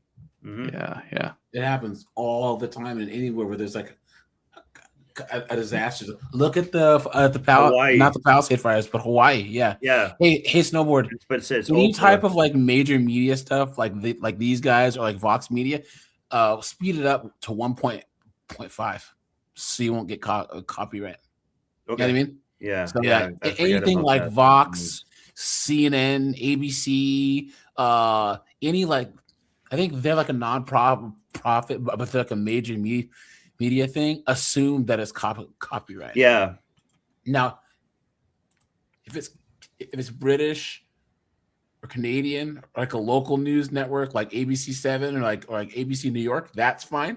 But anything this big, you always want to speed up because they have like a little mini copyright system. So just to be safe. Yeah. I have used this one before and it was fine, but I should just be in the habit of doing it anyways. Heat for transportation and indeed for our clean water. We need this company to continue to make long-term investments in our community, but that's not what this acquisition is about. This acquisition is about maximizing short-term profit. There's a whole host of decisions that they're going to be making. This just a little bit less than that. And those decisions will no longer necessarily be just motivated by the board of directors working on behalf of the shareholders for Minnesota Power, a broad portfolio of people. It will just be these two private equity companies. Yeah, but if the Minnesota PUC does a good... Who runs Minnesota? Tim Walz. You would think that this would be going on in a red state per their narrative, right? Yeah. But guys, the Nancy Pelosi arm, the Democrats, they run this, and they're all in the pockets of BlackRock. That's like good old. Well, that's what I'm Cory saying. These Booker. commissioner members that they'll either get, this guy will be caught with something bad on his computer that he shouldn't have, or just straight up take a bribe. So like these are kind of the gatekeepers, and these people, you give them 300 grand, they'll be like, yeah, okay, I'll sell out. Like, it's not a problem. What I'm saying is, like, look at Cory Booker, who's from Jersey, and his ties to big pharma, right? So it's like, why do people just somehow act like just because a state's blue, it's like there's not going to be greed and corruption? The worst part about it is they have greed and corruption, but they act like it's from some righteous place, and they're above all of this. And another thing too is guys, these data centers are going to be built, right? Yeah, exactly. That's what I'm saying. They're gonna get. That's what I'm trying to say. Like, that trumps your needs. That's what's going to happen. If we lose to China, we're cooked, right? Yeah. So we're in an arms race for AI data mining centers, and there's places like New York where there's I think Actual Justice Warrior did a video, and it was like this one blue-haired, dunder-headed broad who's like some whatever person managed to draft some legislation to put a stop to what was like one of the most reasonably built data centers in the United States. And because she thought it would hurt the little birds or whatever, now it's getting cooked. Right. But the company, the city, the county are losing out on all this money, jobs, and all this other stuff because of this whole negative. Data centers aren't necessarily a bad thing. There's actually these things where they're saying that they're responsible for their environmental footprint and like providing their own water and not stealing water from everywhere else. So there's ways to do this, and the only reason they why actually there's back ways up to the do power grid too. Yes, is because it's profitable to do so. Can you imagine if we were like a drug cartel, right? And let's just say that we were in Colombia, and Colombia said that you guys can keep making the Bolivian marching powder, but you have to do it sustainably and it's legal. Guys, we would have the most green cocaine business there was. You know what I'm saying? Because it would be profitable to do so. You know what I mean? So this thing here, guys, let it happen in a blue state, because what will happen is that they're going to start building these data centers in Alabama, Mississippi, Missouri, where they don't give a damn. You know what I mean? And they're going to build. All this economic power, all this stuff is going to be in the red states, and the blue states are cooked. So. Yeah, and I think too, like with the blue states, they've probably just as bad as any other state, I guess, underfunded probably all of this infrastructure. So this system has probably hasn't been updated since Grandpa there had been stringing line, right? Here. So it's probably not performing that great in the first place. So hopefully, it'll get better for them. But really, they kind of make it self-destruct, and then it becomes a pissing match over who can buy it and who can run it and who can get the grift off of it. Because for sure it's anyone against BlackRock. There's a million other companies that are just as bad as them. Yeah. But they're going to be pitched that way by one side, and by the other side it's not just red and blue. But the thing about the Democrats is that they act like they have a captive audience, and LA and New York is proving that they don't. Guys, Wall Street is leaving New York because of Zoran the moron. Hollywood is leaving LA. Big tech is leaving San Francisco. Starbucks left Seattle. Yes. Snowboard, can you check the private chat? Check this out. This is a clip that came out. I'm actually doing a video on this, but check this out. It's just a really good clip. You make it full screen. Look, it's something I've been thinking. What's one thing we're not talking about that we should be? Gyno-fascism. Ooh. I never heard Like that term look. before, really. It's something I've been. Yeah, Or we talk phrased in about that- it. Well, a little I'm just bit. saying I haven't heard it phrased Yeah, in that way. We talk about it actually constantly. Yeah. Over the last like 20 years, like we need more women in positions of power. We need more women making the calls and calling the shots. We need a woman president. We need a woman prime minister. We need more feminine presence, like everywhere. And LA is like mostly women city council. We have a female mayor, and we don't get anything done. And I started to really think about like there's a difference between the male brain and the female brain. And the male brain wants to do stuff like go, go, go. Like if you want to know the difference between the male brain and the female brain, Karen Bass and Donald Trump got together 3 days after the fires. And Donald Trump was like, let's get going, move, clean up those lots. Let's get building. And she was like, slow it down, slow it down. She is a process person, and women are more likely to be process people. They talk, they want to talk it out, they want to work, they want to have a meeting, and they want to break off and have another meeting, and then we put together a blue ribbon panel. And so in LA, we have a homeless problem. And the homeless problem keeps getting worse every year, but we keep having more conversations and more panels and more groups, but it's mostly women, and nothing ever gets enacted. And we are heading toward a society that used to be men, testosterone. And by the way, I'm not making this up. You're going to see more articles and stuff coming out that the feminine mind is different. And the feminine mind is also satiated by actually discussing the thing. So if we're sitting here and, you know,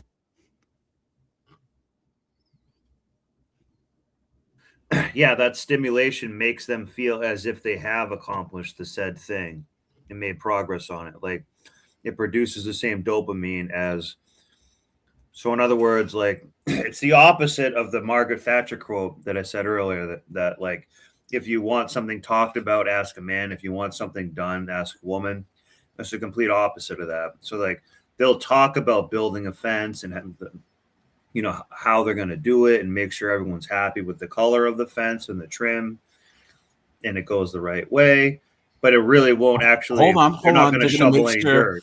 They're going to try and make sure everyone's happy with the color. Everyone's happy with the height, the trim, which is impossible. Yeah, right. And if one person doesn't like it and feels left out, nothing gets done. Yeah, what a joke. Oh, you're going, we should take this and move this wall and do a thing.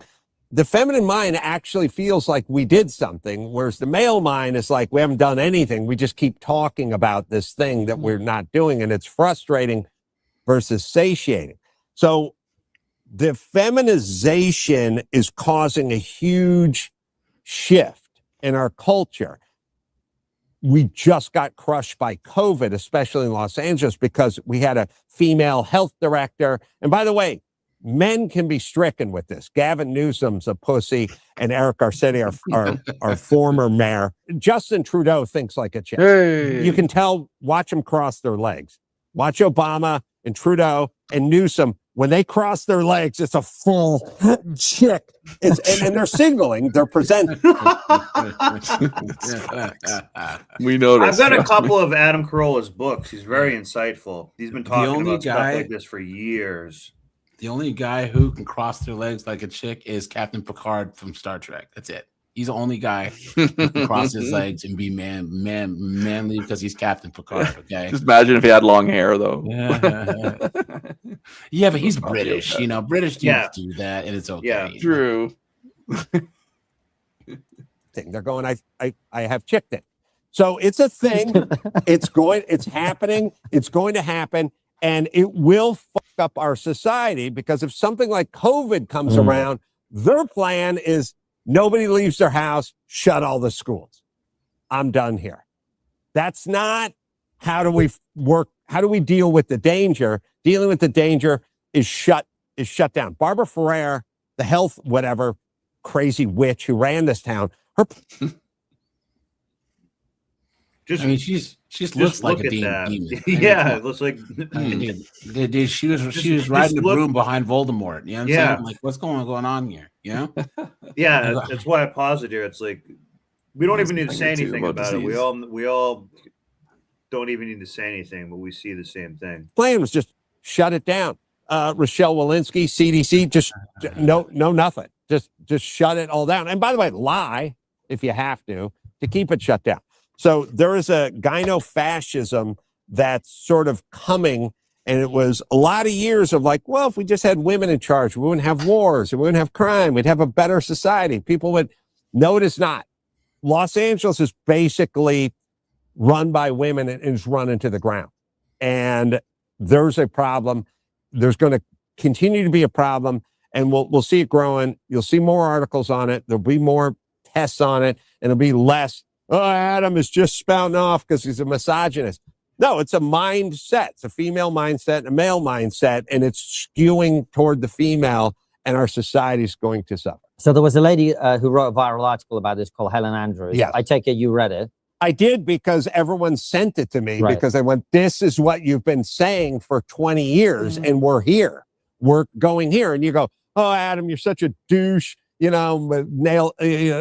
knuckle dragon misogynist. No, women are writing articles on this. There is a difference between men and women, and there's a balance, and it's a good balance. So it's a husband and a wife and a child and a home. When you skew it too far the other direction, the I was muted, but I was saying that's part of diversity. This is a part of diversity that they don't like for whatever reason. feminine direction, Yeah, they stole the there's going to term. be consequences. Yeah, but like this is part of diversity too. Like part of diversity is like, yeah, there's some people who are better than you at certain things. And just, and they might be very skilled at it, and it's unfair, but they, that's part of the diversity. That's going to be our future.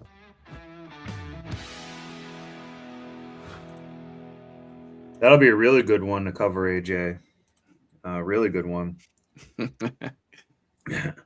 But anyways, guys, I'm smoked. I feel like I'm getting kind of sick or something. So I got to call it a night.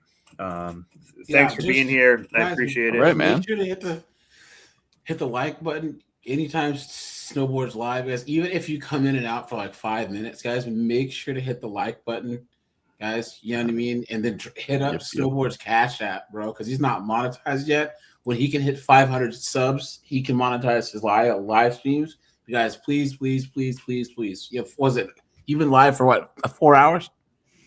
Yeah, basically, yeah. I mean, guys, that was 4 hours Jeez.